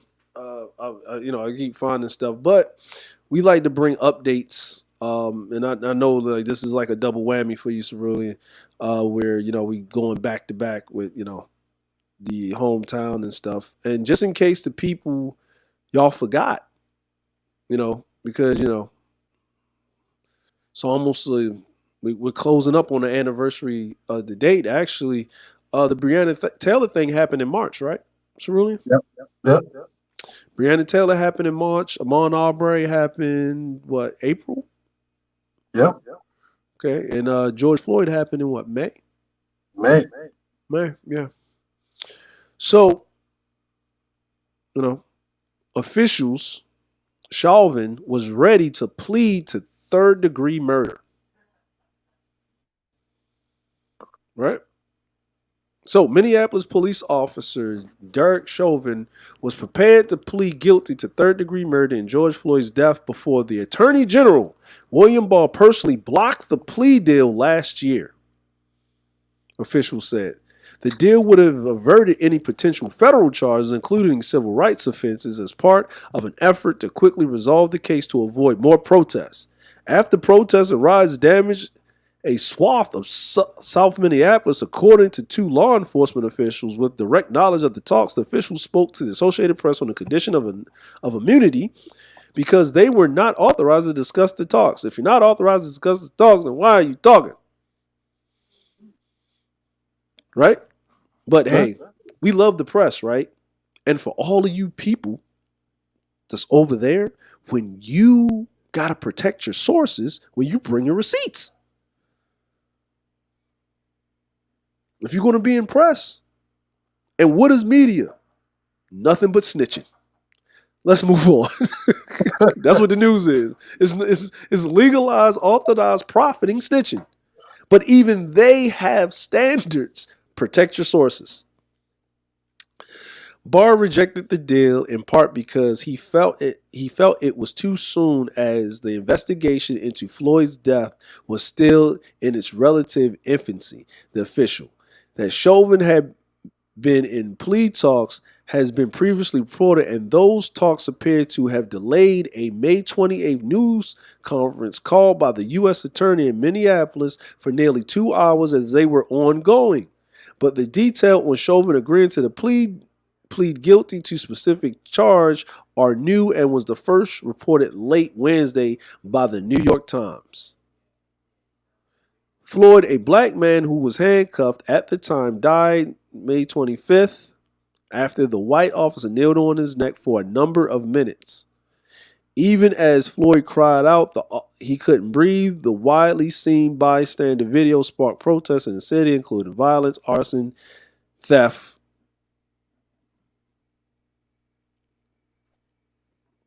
See this? See this right here? Oh, yeah.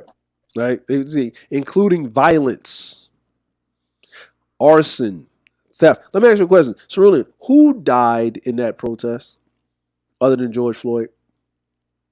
Nobody died. But didn't a little white boy kill somebody? Oh, yeah. Kyle Rittenhouse killed somebody out there in Wisconsin. Is he from Wisconsin? Well, I think he went to Chicago and killed the person. Well, he left from Chicago and then he went to Wisconsin. Oh, like yeah. He's from Chicago. Like he's from somewhere else, Milwaukee or something. I think he's from somewhere else, and then he went there, and then so no one died. Now there was violence really on the police side, right? Hitting them, the protesters, arresting a black man that has press credentials live. Yeah. I remember that. Spraying press people in the face, doing all types. Yeah, it was crazy. You know what I'm saying? But there was violence, there was arson, there was theft. Right? Mm-hmm. There was that, but it was a lot of the palm-colored people doing that, was it not? Oh, yeah. Okay, I know you know. I'm seeing from outside looking in, but for somebody that's got boots on the ground, look, the Minneapolis 3rd Precinct, which is near downtown Minneapolis. It was the biggest precinct over there, burned to the ground. They did a sweep, tried to accuse some brothers of burning it down. There were no black people that were involved in the burning down, or at least that they found involved in the burning down of 3rd Precinct. I remember seeing that. Now, one of them was a far right. One of them was linked to a far right extremist group known as the Boogaloo Boys. One of the arsonists.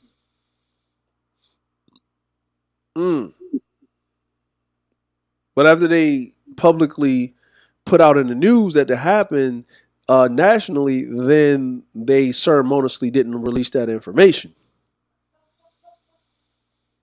That it was the Boogaloo Boys. Speaking of Kyle Rittenhouse, the guy that they found that was linked to the Boogaloo Boys was from Texas. You can look him up. His name was Ivan Harrison Hunter. That sounds like a white supremacist name, don't it? Ivan Harrison Hunter. He even bragged on his social media about how he helped set the fire. Listen, I'm telling you. Look, if y'all look, I'm telling you, y'all. This newer generation, man, like to a certain degree, I'm not ragging on y'all. When you're doing covert operations, you gotta be more covert. You know what I'm saying? Well, look, you never get in the way of an idiot making a mistake. Yeah, I'm not, but I'm just saying, man. Jeez, man. So the quickly spread around the country. Chauvin was fired soon after Floyd's death. I don't think that was a lie. He was not fired soon after his death. He is No, scheduled for no, no, trial. it wasn't soon after his death. Nah. As a matter of fact, and here's the interesting thing about it: he was being protected by the policemen's union, and even after um, Mayor Frey of Minneapolis and Mayor Carter of St. Paul called for the immediate arrest of this guy. They called for the immediate arrest of this guy for 4 days. I think soon after they're thinking because it didn't take a month. Like what the guys did to Ahmaud Arbery, they took it what, a couple of months? I think they didn't go arrest those guys until after what happened with George Floyd, right? Yeah. Huh. And they didn't go start doing the thing on the investigating what happened to Breonna Taylor until what happened with George Floyd, right? Because Breonna Taylor was already buried. Yeah. People forget about that. She was already in the ground, cold, long buried, headstone. Forgotten. Headstone forgot. So was Ahmaud Arbery. Is that not correct? Yeah. Hmm. And even still, you have 3 months later them trying to flip dirt on her name. And let's give a shout out for a brother that was not derelict in his responsibilities, that stood 10 toes down. Yes, the esteemed Kenneth Walker. That didn't do with what was that chick named that when the brother got shot in the passenger seat of the car?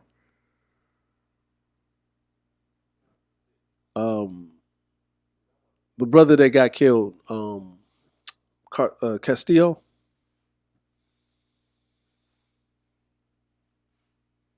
The one that got, they got killed live on Facebook. Yeah, that was Philando Castillo. Philando Castillo. Yeah, let's he, you know what I mean, like, you know what I'm saying. So, and that was, and mind you, that was not too far from me, about 15 minutes away, in a place called Falcon Heights.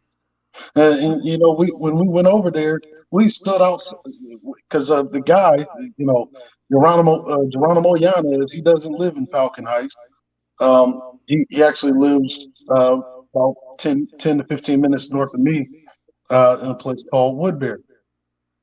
And some of my biker brothers, shout out to the Wheels of Soul, the Street Soldiers. You know what I'm saying? Who I'm very good friends with their managers. We went out there and stood in front of the house, and he was protected by a wall of blue.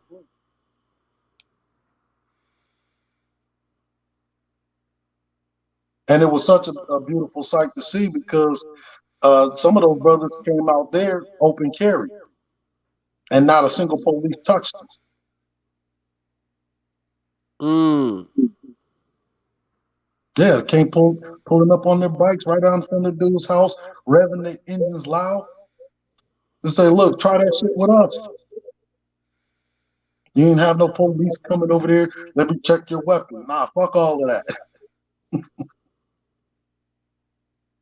And even after the fact, whenever they were stalling for verdict for Geronimo Yanez, in the meantime, the whole community, St. Paul, Minneapolis, brothers and sisters, some good sisters, like our sisters out here from Black Truth, helped organize a fund, to help bury.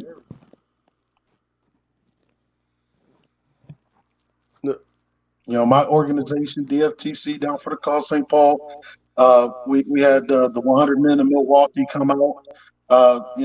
They helped put something on the fund. Had a motorcycle club, the Lucky Ladies. They put something on the fund. Street Soldiers put something on the fund. Wheels of Soul, Ice Cold Riders. Even had, like, because all the hood niggas knew it. They like, it was a very special time, especially for me because it was one of the few times where I seen it was like, look, put something on this fun, and I didn't get anybody sucking their teeth like, ah.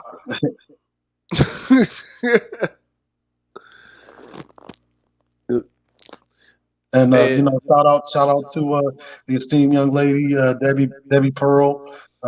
She helped organize the funeral arrangements and all of that with Lando's mom. Understand that Philando Castile was a good brother out here. mhm. He worked in the magnet schools. They say, oh, he was just a guy that worked the lunch counter. It was more than that. He helped my guy Leo the Great with the summer league. Get the young men together and then play like flag football over the summer. Have a whole league around it. Mm. Now my guy Leo the Great is the one who won the Super Bowl tickets um, from the mayor, from the mayor's office. Mm.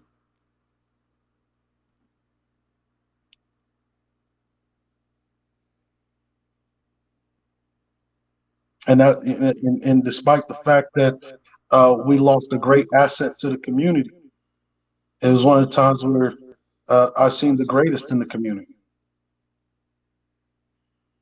No matter what these goofballs say, oh, black culture is so fucked up and so evil and da da da da da. You just ain't really lived amongst black folk.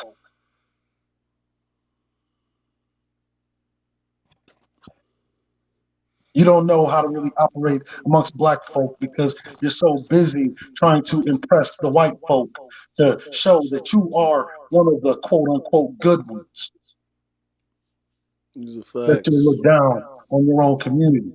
But I've seen the best in our community. And that was one of those times. Exactly. And with this, now this is very interesting at the bottom here. When I was skimming through this, Tom Kelly, Chauvin's attorney at the time of the plea talk, said Thursday he could not discuss the case.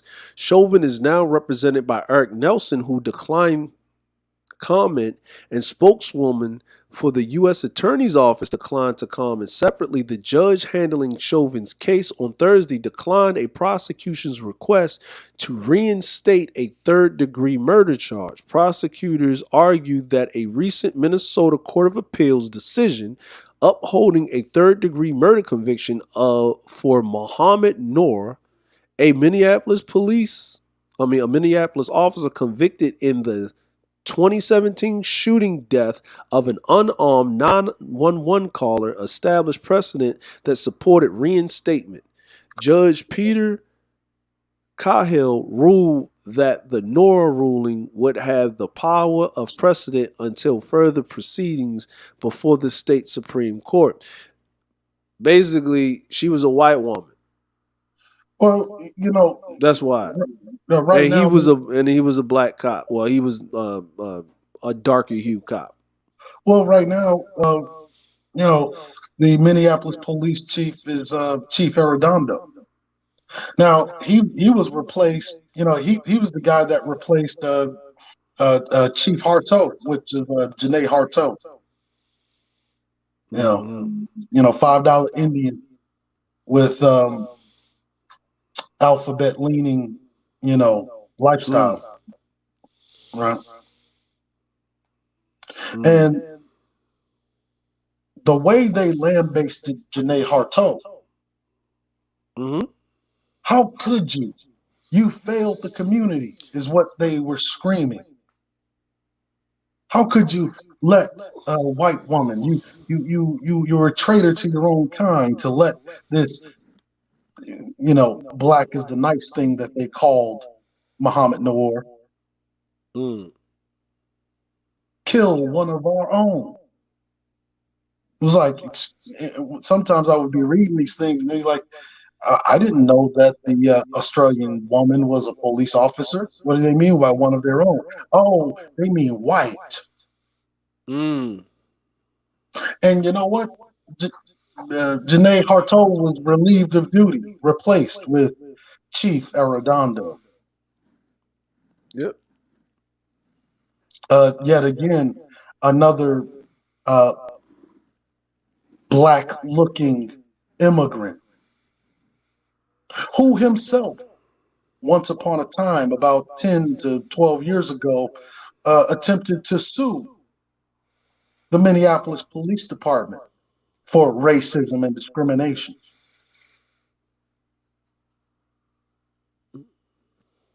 While understand, when George Floyd was killed, it was on his watch, just as when that white woman was killed, it was on a white woman's watch. Mm.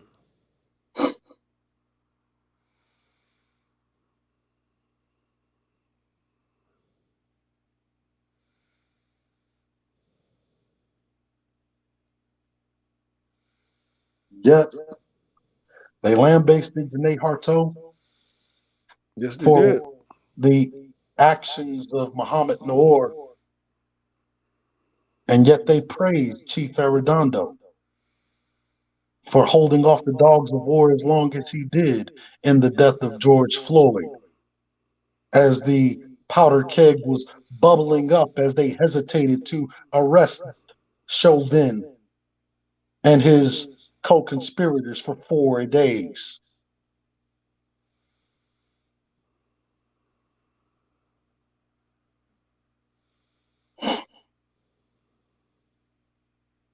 You think they waited 4 days to arrest Muhammad Noor? Mm-hmm. No, they arrested Muhammad Noor as soon as he returned to the precinct.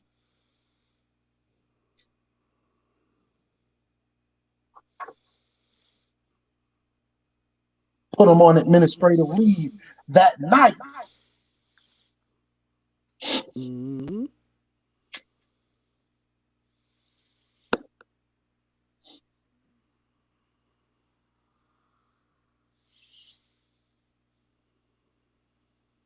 Where he was sitting holding,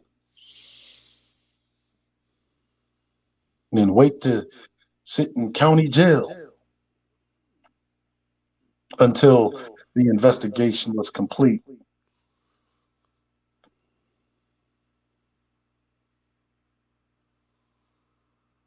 And that's why you've seen the uprising of the Somalian community when Muhammad Noor was arrested. The Somalians stood up. What are you doing? Why are you arresting him? He was doing his job. He feared for his life. You know, just as the excuse goes whenever they kill someone who looks like us. Yeah.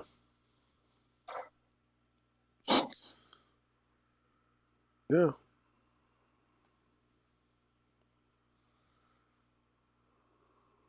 Yeah, Muhammad Noor didn't get a blue wall of silence.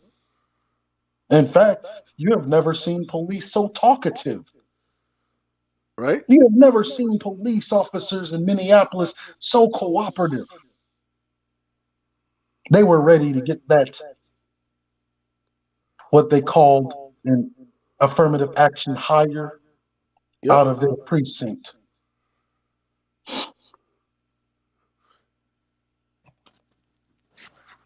Now, But mind you, when Jamar Clark, who was also killed by Minneapolis police, Muhammad Noor stood on the side of the blue wall whenever it came time for investigation. He wasn't so talkative. And then when he comes needing that blue wall, he's thrown right under the bus. Isn't that karmic pendulum a bitch?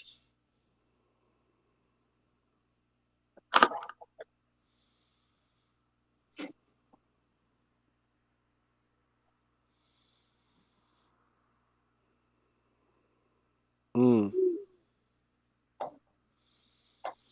And that's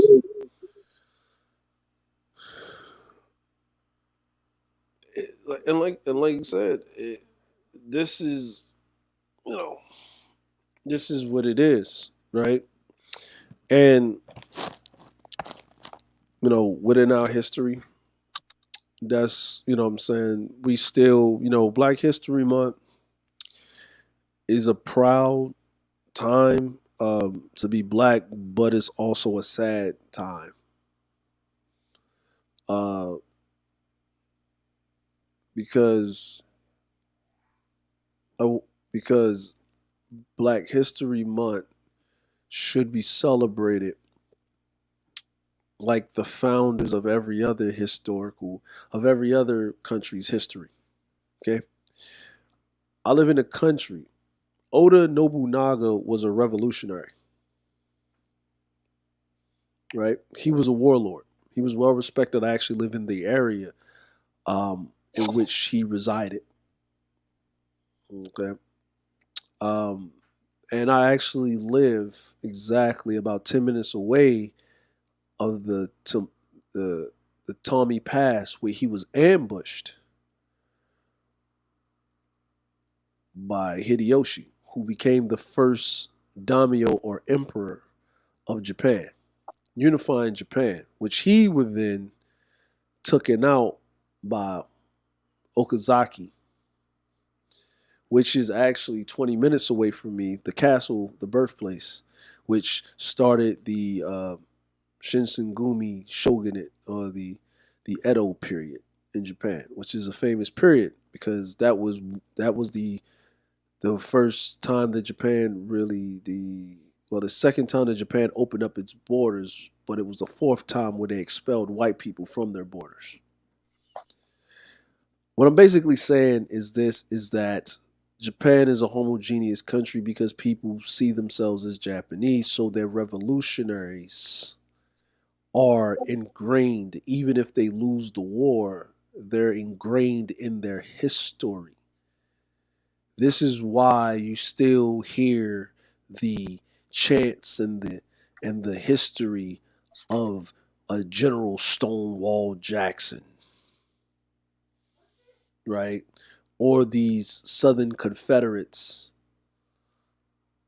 or the statues of taking down the statues of losers that were trying to break apart the country and started insurrection that would basically have the forefathers turning in their graves of the nation and all those who laid and shedded blood because black people only wanted one thing, and that is freedom. So, however we got the freedom, we got it. So, this is why we would like to thank a man that doesn't give enough credit, Frederick Douglass. Indeed. A lot of people don't want to give Frederick Douglass credit. There's no disrespect to Harriet Tubman, but if anybody needs to go on any money in this country first, it would be Frederick Douglass. Because not only did he get his freedom, he campaigned, championed, rallied, organized, trained, and kept the foot on society, on white society. So the modern day Negro, is dysfunctional as we are in our own right, but it's because of the environment we still thrive, survive, overcome, and supersede, even though we are always put under constant pressure.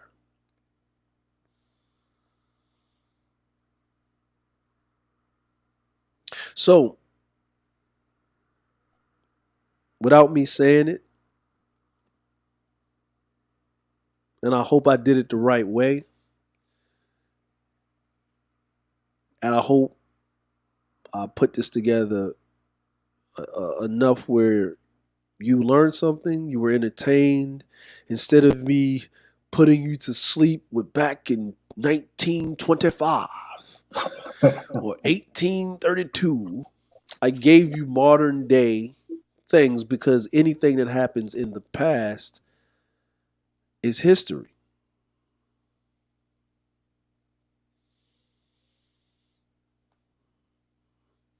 Oh yeah, and that wonderful brother. I'm glad. See, this is why I love our group of our group of. This is why I love our nobility, and I'm glad that you coined us that term, uh, Cerulean. But we always have our esteemed sister Neek here, and she's always bringing things up and letting us remember the first man on the battlefield to start the changes and the fires in American history, Crispus Attucks, that started the tipping point of America becoming America. The man that really pushed the envelope, meeting with the President of the United States, Abraham Lincoln, was Frederick Douglass.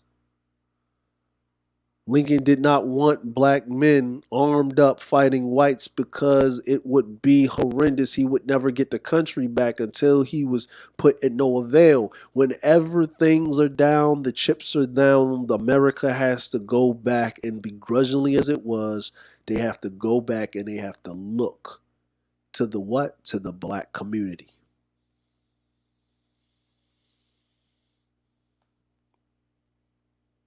I know you know the Cerulean, right?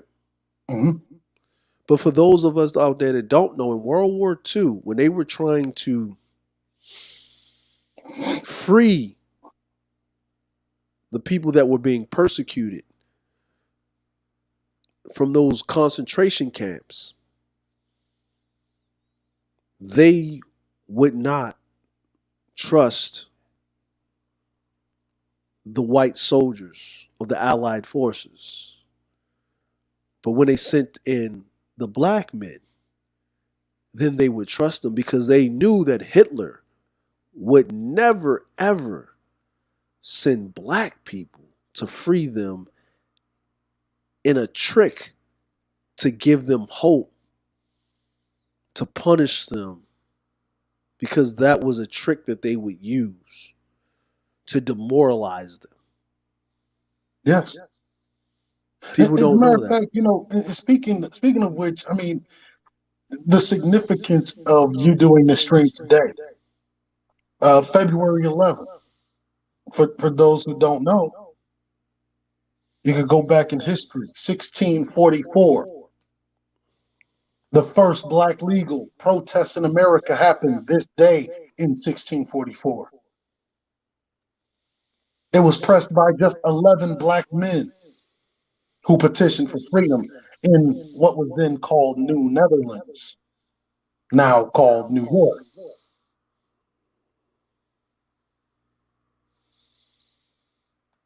And to let a lot of you understand this and know, right? And this is on Facebook. I just typed it in. And here's the crazy part.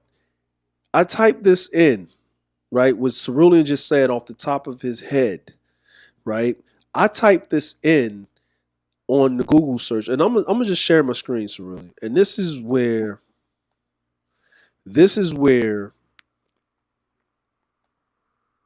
right? Mhm. We cannot omit the struggle of slavery out of black history like the scholar wanted to do. Yeah, I mean, Look at this search, right? Today, I put in the search February 11, 1644, right? Today in black history, February 11, 1644, enslaved Africans protested and won their freedom, establishing the first black community, right? Legal protests in America pressed by 11 blacks who petitioned for freedom in New Netherlands. Now, when were the colonies actually formed, Cerulean? well, the colonies were formed in 1619. The colonies were formed in 1619. So how could these Africans legally protest in America who petitioned for freedom and they won? How could they do that before America? This is more than 100 years before America becomes a country, right? Yes. And see, the thing is that that's why it's such a significant day. The Great 11 on the 11th of February. But hold on, wait a minute. Hold on. Let me get this straight. Legal protests by Africans in America occurred when 11 slaves petitioned the Council of New Netherlands, New York, for their freedom. The petition was granted. The bondsmen had been enslaved for close to 20 years. Slavery began in New York in 1626. The Dutch West Indian Company were the chief slavers responsible for the importation of slaves from Angola into the U.S. and Caribbean. By the early part of the 1700s, over 40% of New York households used slaves. Now, this is the thing that I want people to understand here, right? So really already know where I'm going with this.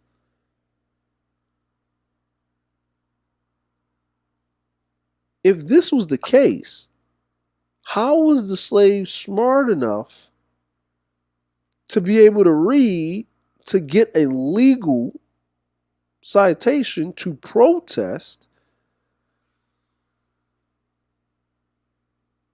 their slave and to be freed? Well, it's quite simple.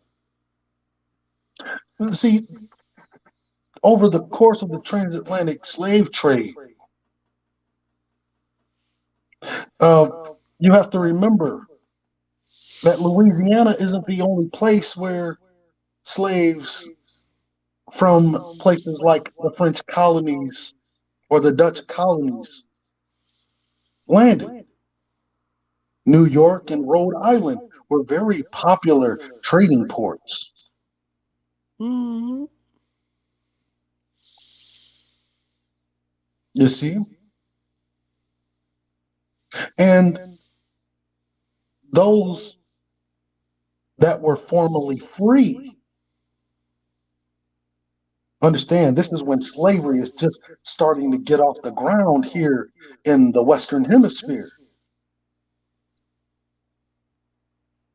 This is all before the anti-reading legislation.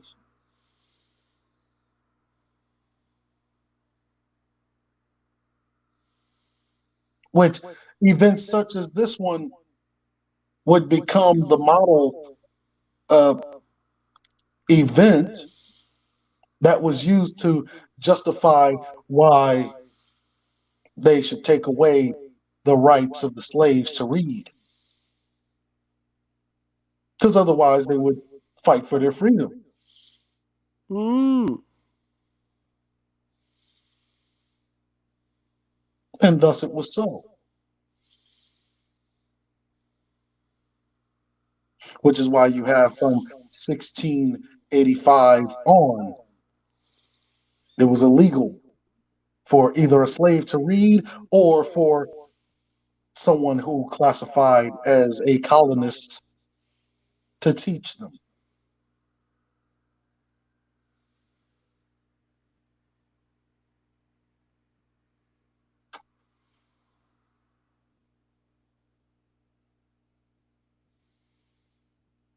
Mm.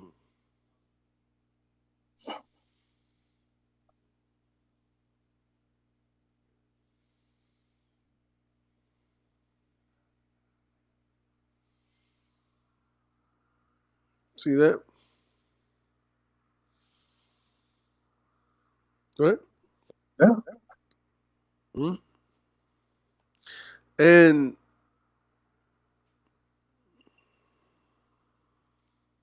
Oh, 31 years ago today, if I'm not mistaken, it was in 1990 on the same day that Nelson Mandela was freed. Yeah. It was a Thursday. See, and here's the thing, right?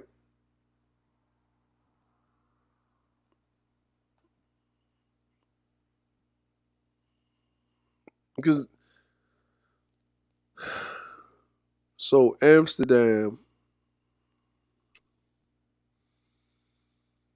recognizes the first settlement established by freed Africans on the American continent right here in New York City, at the time known as New Amsterdam. 11 Africans petitioned for their freedom after fulfilling the term of their contracts to the Dutch company. So they were indentured servants. Well, So they, not just indentured servants.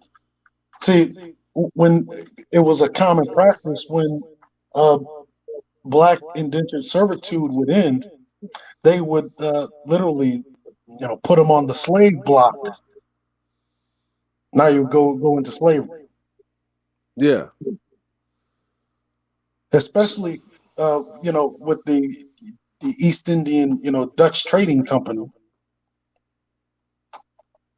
What you basically had was, uh, former Moors who were basically Christian converts, because that's what the Dutch believed in at that time was Roman Catholicism. Most of Europe was Catholic. And I think in that same year, um, Pope 10 the Innocent succeeded the other pope. Wasn't that the Borgia Pope? That was about 140, 150 years prior. So actually, let's see, yeah, about 140, 150 years prior. So what you had in 1491, Mm-hmm. you had the Treaty of Granada. Mm. Uh, and Granada was the last Moorish stronghold in Europe. And they were basically uh, told after many months of ongoing war of attrition that if they uh, surrendered and became converts and basically bowed to the newly issued crown of Castile and Aragon, which would be Ferdinand III and Isabella I, that they could become Christian converts and work in the employ of at the time, Spain was the leading nation.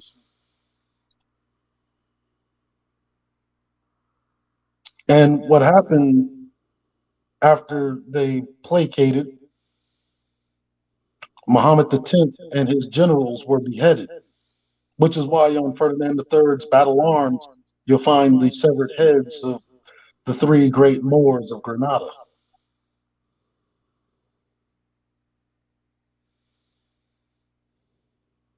What do you think they did with the other Moors? Well, the other Moors basically helped facilitate the changing of the guard, specifically the trading of slaves, which was the biggest game in town in 1490s. And a year later, what did you have? That great Hollywood mythical story about Christopher Columbus finding America.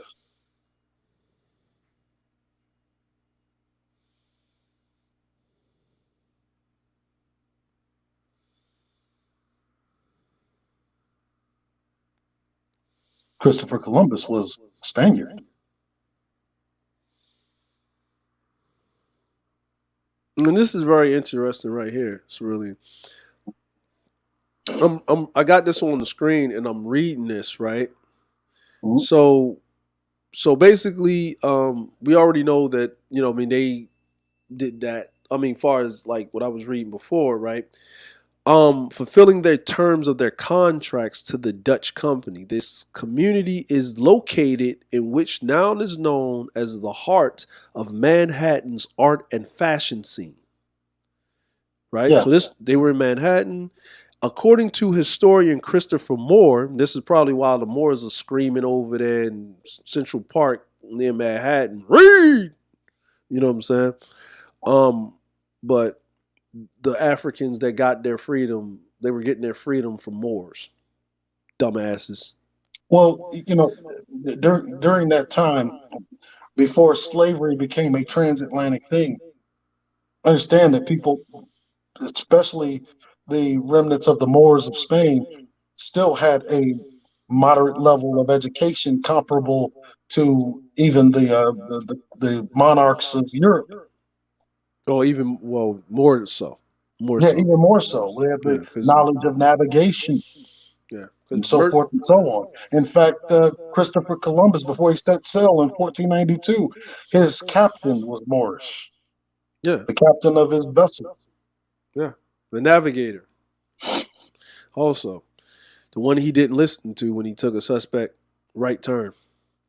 And according to the historian Christopher Moore, the first legally emancipated community of people of African descent in North America was founded in Lower Manhattan, comprising much of the present-day Greenwich Village and South Village and parts of the Lower East Side and East Village.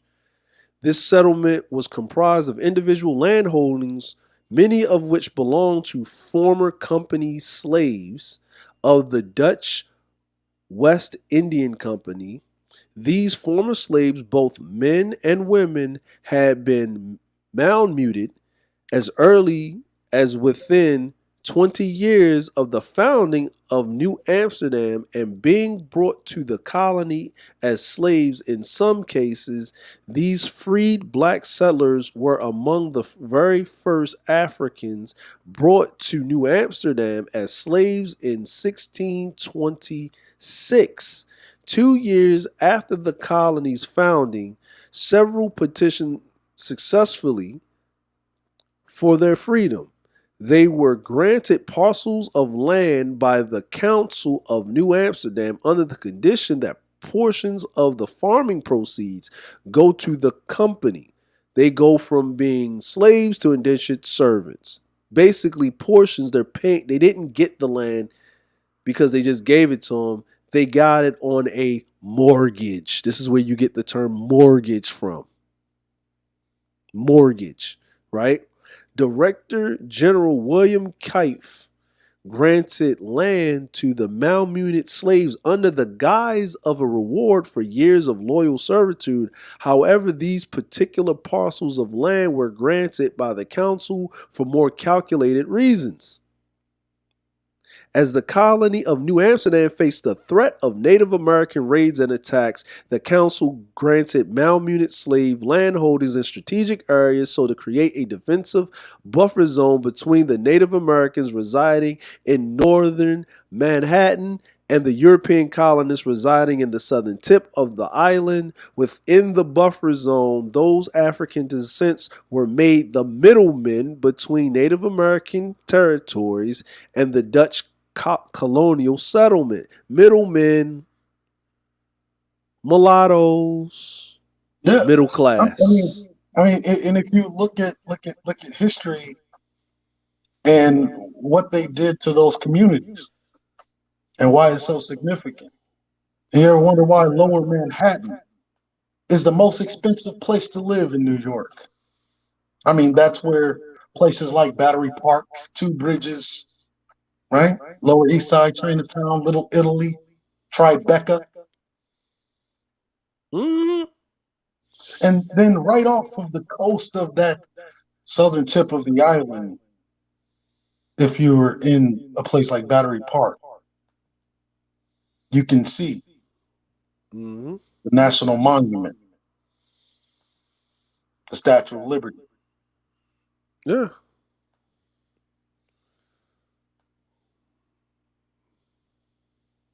Yeah. Now, Is there any wonder why they would put the Statue of Liberty there of all places?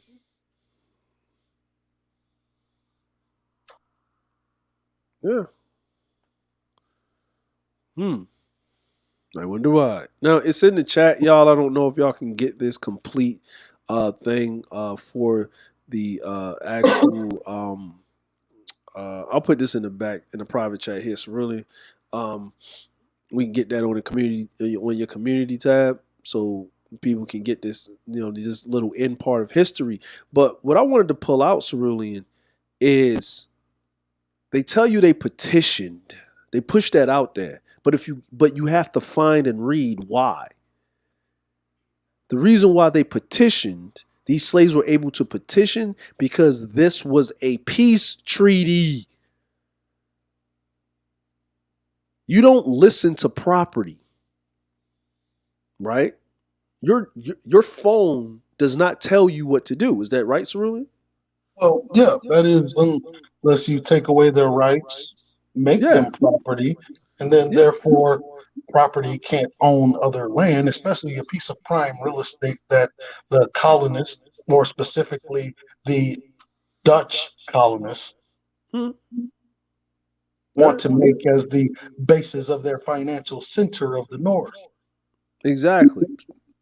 So if this is the case, then that means that these African slaves were working with the Native Americans, giving them the soft underbelly, and actually joining up with the Native Americans to overthrow their colonizers. So they gave them a peace treaty by doing what? Giving them what they wanted, making out a deal, and the Native Americans were happy. So the white men couldn't go into Native American land. They would have to do what? They would have to deal with the middlemen, the mulattoes, the middle class, the Africans, or they're no longer Africans now because they've settled in America. These are your first African Americans. This is your African American. And this small contingency, remember, New York isn't the New York of modern day. New York is mainly swamp. Manhattan is mainly swamp. Remember, the New York, it took lots of people dying to carve out New York the way it looks right now. And we're talking about industrialized with the subways and the caving ins and stuff. You go do a history lesson just on New York alone over the 400 years. Woo! You would be surprised at what's going on in New York City if those tunnels could talk, right? But back to the matter at hand. You notice that you don't get anything done unless there's some type of armed protest. So just to let you know, this is what happened. Now, the Native Americans in the territories of the Dutch, they show this map here, creating this entry for the civil rights and the social justice map, we derive the information largely from two sources. Christopher Moore's chapter in Slavery in New York, Ira Berlin and Leslie M. Harris, editors, published by the New York Press, New York in 2005, entitled A World of Possibilities, Slavery, the Freedom in Dutch New Amsterdam, and the Ignograph of the Manhattan Island, 1498 to 1909, Volume 6. Right? By Philip Stokes, New York, Robert H. Dodd, 1928, using the map of the origins, grants, and farms in Manhattan in the Stokes books, as well as the information in Moore's book, we were able to map out the location of each African landowner. Each number corresponds to the freed African landholder, and information is detailed on him or her in the entry. Here are a few. Manuel D. Gritty D. Roos. That name does not sound African. Well, I mean, if we go back far enough It in was a history, you'll know that it was actually Africans that in the yeah. 1400s that built the entire island of Manhattan, which is why the Dutch Trading Company wanted their hands on it so bad and established New Amsterdam there. It wasn't their shit. They just took it. They You just know, took it. it was So already built. Why do you think why do you think the Statue of Liberty is in that bay off of the coast of southern tip of Manhattan and not in a place like, I don't know, Fort Hancock? Oh, that's because Fort Hancock wasn't even developed yet. Nothing was built there yet. Even though, if you know about Fort Hancock, you know that it was designed by Southern Confederate General Robert E. Lee. mm,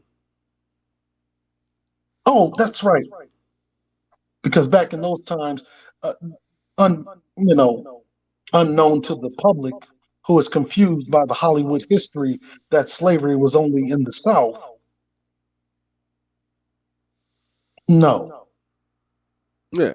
slavery initially began in the colonies. Yep. And this is proof. Um, this is proof. And Manuel D. Gritty D. Ruse was granted 12 acres of land in December of 1943. Prior to his manumission, he was one of the 8 slaves involved in the death of another slave and was charged with murder in 1641. Rather than choosing to execute all 8 men, the Dutch officials ordered them to draw straws, drawing the shortest jo- drawing the shortest straw. Uh, During the shortest straw, Manuel D. Gritty D. Ruse was sentenced to death by hanging, by survived the fall from the execution ladder. Witnesses begged officials not to attempt the second execution. Manuel D. Gracie was released and was granted farmland as a free man only 2 years later. His settlement was located west of the Bowery, stretched upwards from its southern boundary near Bound Street toward East 8th Street and Astor Place. Now think about it. He got free because of a failed execution. Because they was very superstitious back then, and if you execute a man and he doesn't die on the first try to execution, it was God's will that he lived, and that proved that he was innocent. Right? So, number 8, right? Because there's numbers in here, right? I can't see the numbers per se. Hold on, let me see. This. Okay, here we go. 8 acres, 12 acres, right? So here's okay. So 8. So this is this guy's stuff right here, right? So number 8, Simon Congo. Congo was granted 8 acres of parcel of farmland by the Council of New Amsterdam on the 15th of December 1644, which spanned the area between Carlton Street, Downing Street, crossing over to West Hudson's St. Simon Congo, Hudson Street, and Simon Congo eventually came to own an additional parcel of land in that area further north by Union Square Park. Manuel Groot,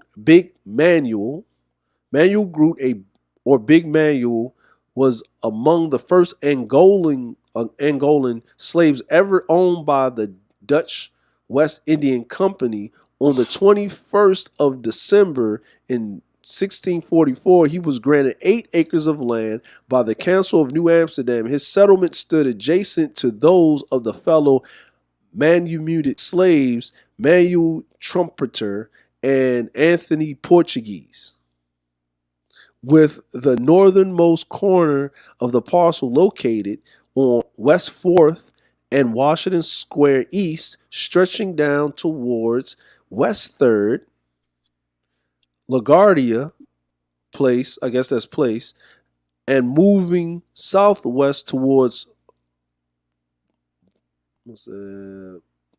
Blacker Street and Broadway. So his shit was on Broadway. That's his land. That's black. That's old black people land. Broadway. Yeah, I mean, you never found it interesting why there's a very popular play that everybody that is into plays, but especially those of the white supremacist variety, like to go see a certain play down in that area called Hamilton. Mm. That's not for no reason. Here you go. You want to hear it? Yeah. This settlement status did not remain permanent, however, when the English captured the colony of New Amsterdam and named it New York in 1664. That was quick.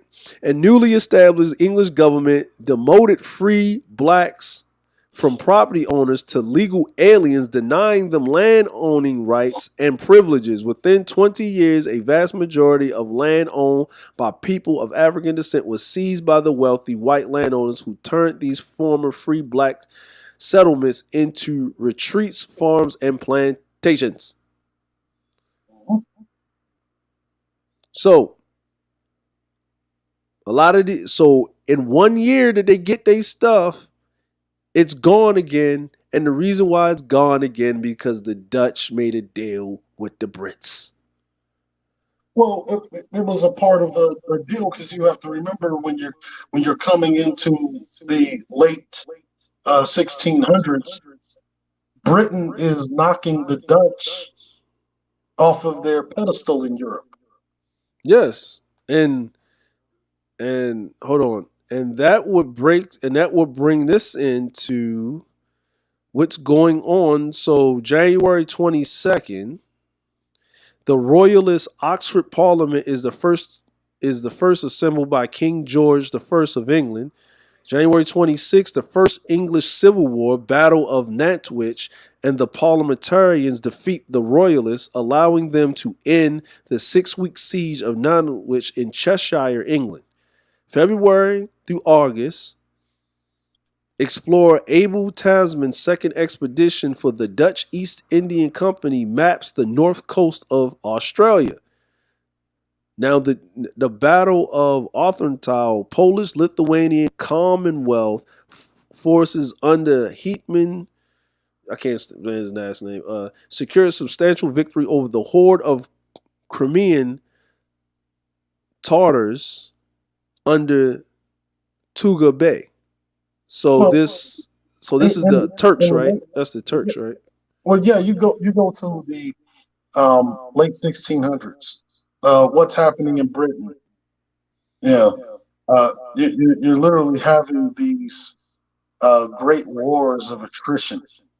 Yeah, because you got September 1st, English Civil War, Battle of Tipperary, Mortours defeats Lord Elcho and the Covenant, the Converters, reviving the Royalist cause in Scotland. So that's the Converters or off the Spanish Inquisitions, right? Yeah. The Covenant of God. Okay, so and then you got September the 2nd, the battle. We'll say that's the Charles and the Royalists gain their last major victory. So Charles I and the Royalists gained their last major victory. Here we go. This is what I was talking about. It's really September the 15th. This is 1644, right? Pope Innocent X succeeds Pope Urban VIII as the 236th Pope. Let's see, and Pope the 10th ruler of the Papal States. Yeah, for like his death thing. Yeah. Giovanni Battista. Battista. Britain basically becomes a superpower by reinstituting Catholicism and doing away with the Church of England established by Henry VIII. Oh, So now that makes sense where the Dutch rolled out of the New World, right? Because now they got a line into Asia because they helped the Shunzhen Emperor, the third emperor of the Quang of the Qing dynasty, is enthroned in Beijing after the collapse of the Ming dynasty as the first Qing emperor to rule over China. And the Ming dynasty comes after the Mongol dynasty. Yeah. So the Mongol dynasty, and if you remember the Mongols, they, everybody only know Genghis Khan, but the Mongol dynasty reigned for longer than that, and that's where you establish the Silk Road. The problem is that the Dutch could never get into the Silk Road. Now the Silk Road is basically India. That's why, I'm saying, they could only go as far as India. They could not get into China as much as they wanted to. They had to be regulated to the port called Singapore. Yes. Singapore was the only port where there was a bay of pirates. So here we go. Battle of Sweden forces defeat those of the Holy Roman Empire. Right? Yeah. Why do you think when we were part of Seventh Fleet, Singapore was basically a must go? It was like mandatory for all ships to eventually port it there throughout the year. Yes. Finland and the fast connected to Denmark, the Kingdom of Sweden. So the Holy Roman Empire, also termed as the First Reich, was a multi-ethnic complex of territories in Western and Central Europe that developed during the early Middle Ages and continued until its dissolution in 1806 during the Napoleonic Wars, and the largest territory of the empire after 962, right? The Holy Roman Empire, which is the First Reich. Cerulean has mentioned this multiple times in his American Trick Bag series.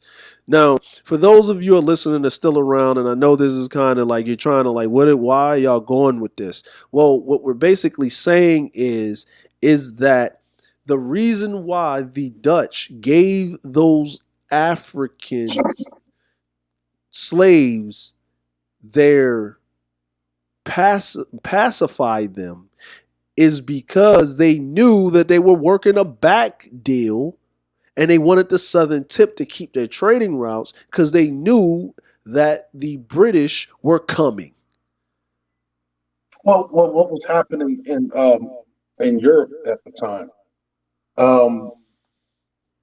It was, if I'm not mistaken, was it Catherine the First?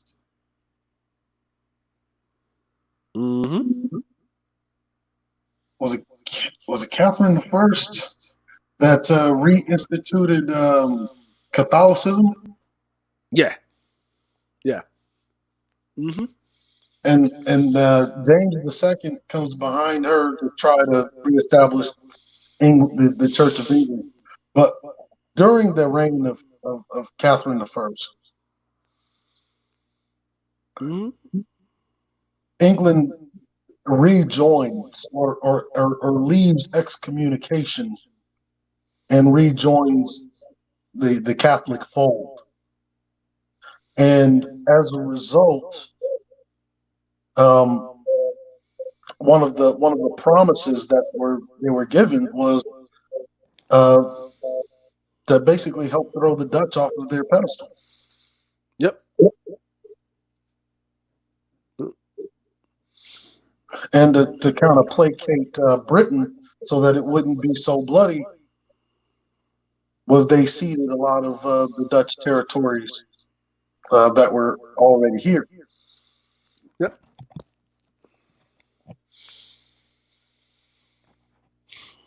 And then you get, so basically what we're basically saying is that, and this is what I want to explain, and this is why they keep calling them African. They keep saying the word African, right? Because they never were looked at as what? See,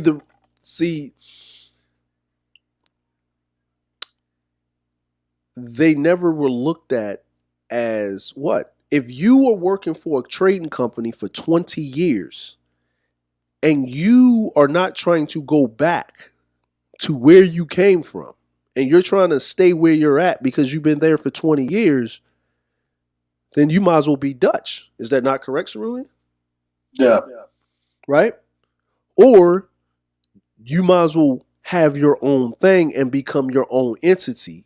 But you have to be recognized by a body in which that can protect you with arms, in which you are a what? Well, An that would be called, asset. yeah, it will be called a protectorate state. Exactly. But what they did not do and what they failed to realize is that the Africans should not have done what they done to get their stuff taken from them and become middlemen. What the Africans should have done, and this is what black people always mess up and make, they get a little bit and they get satisfied. What they should have done is once they did that, they should have they should have kept putting their foot on their necks. They should have let them Native Americans run them through. Yeah. And then they should have sat up there and taught the Native Americans what else was coming down the pipeline and actually established trading routes with England so they wouldn't have to exhaust resources going over there for these territories, but made it a problem for the English to ever even be in America in the first place. Or they should have did what Mr. Nancy said and burn it down to the ground. Sink the boat. But that is all for everybody. Any final thoughts there, Cerulean? So man, look, it's always a pleasure, and you and these articles. Look, I'll be learning a lot from these articles, like because I don't get the time to be seeping through the articles like I used to. Yeah. So yeah, it brings a lot to attention, and it speaks to the state of America, Mm-hmm. that we're actually living in. You know, uh, and I remember saying this before with our esteemed Supreme Elder DJ Music. Uh, if anything from the last month or so that should have taught you something was that the events of January 6th Mm-hmm. basically proves that the global war on terror was an absolute joke. Oh yeah. Because if we can't treat terrorists in accordance to the way that we treat those suspected terrorists that over the course of Operation Enduring Freedom and Operation Iraqi Freedom with the same fervence, then Yeah. there is no whatsoever moral, logical, or reasonable um, authority to keep carrying it on. Mm. Considering the fact that when terrorism is on your front doorstep, on the very capital of nationhood, and you can't treat it the way you would track down Osama bin Laden, you can't treat it the same way you would treat a Qasem Soleimani,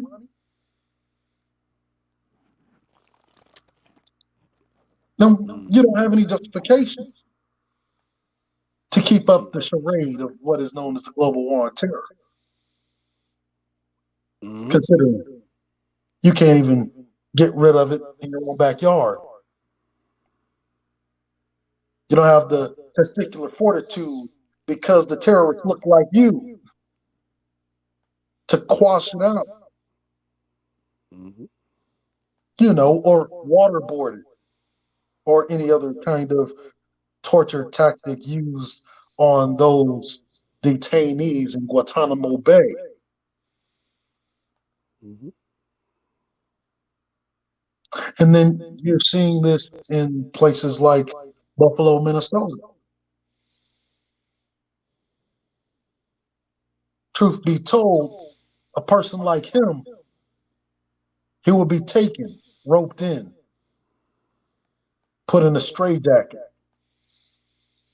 waterboarded until he gave up all of his contacts and associates, so that the same may be eventually done to them. Until every inch of it, you know, the way that we've been conducting the global war on terror thus far.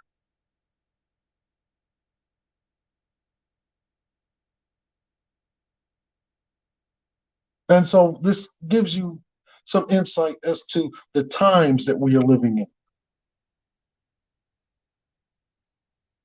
into the fickleness and the irresponsibility and dereliction of a broader, opaque society.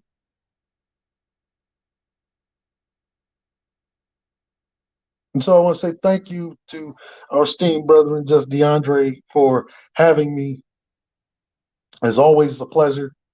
I am actually interrupting the next video, which was supposed to be on economics, to do a little something special specifically because something interesting just happened with a certain coon who got his Negro wake up call. And so that video is coming soon. And after that, we're going to do the economics video for the 6-minute victories.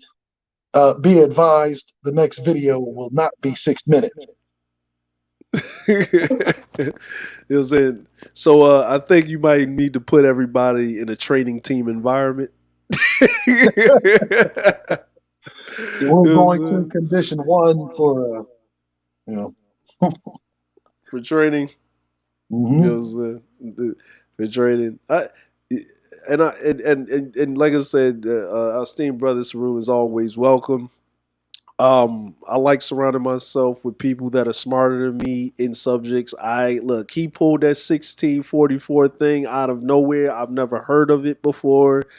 And I'm glad that he gave the month, the date, and the year. The month, the day, and the year. Because you can't find it unless you know exactly what you're looking for. And that's the problem with our history, that we can find anything else, but we're not archiving that. And I think everybody should find something. And every Black History Month, you should try to look and scour for something that you never heard of or known. Because everything that was fed to us always went through black coffee, white filter. Good evening, good morning, and good night to a lot of people. Thank you for looking in the chat. Salute to the nation. Salute to the black nobility. No one will beg you to be great, but we will hold you accountable. Have a good evening. Have a wonderful weekend, even though it's Valentine's Day this weekend. But understand that black history is American history, and every day when you're great, you're making history. Good night.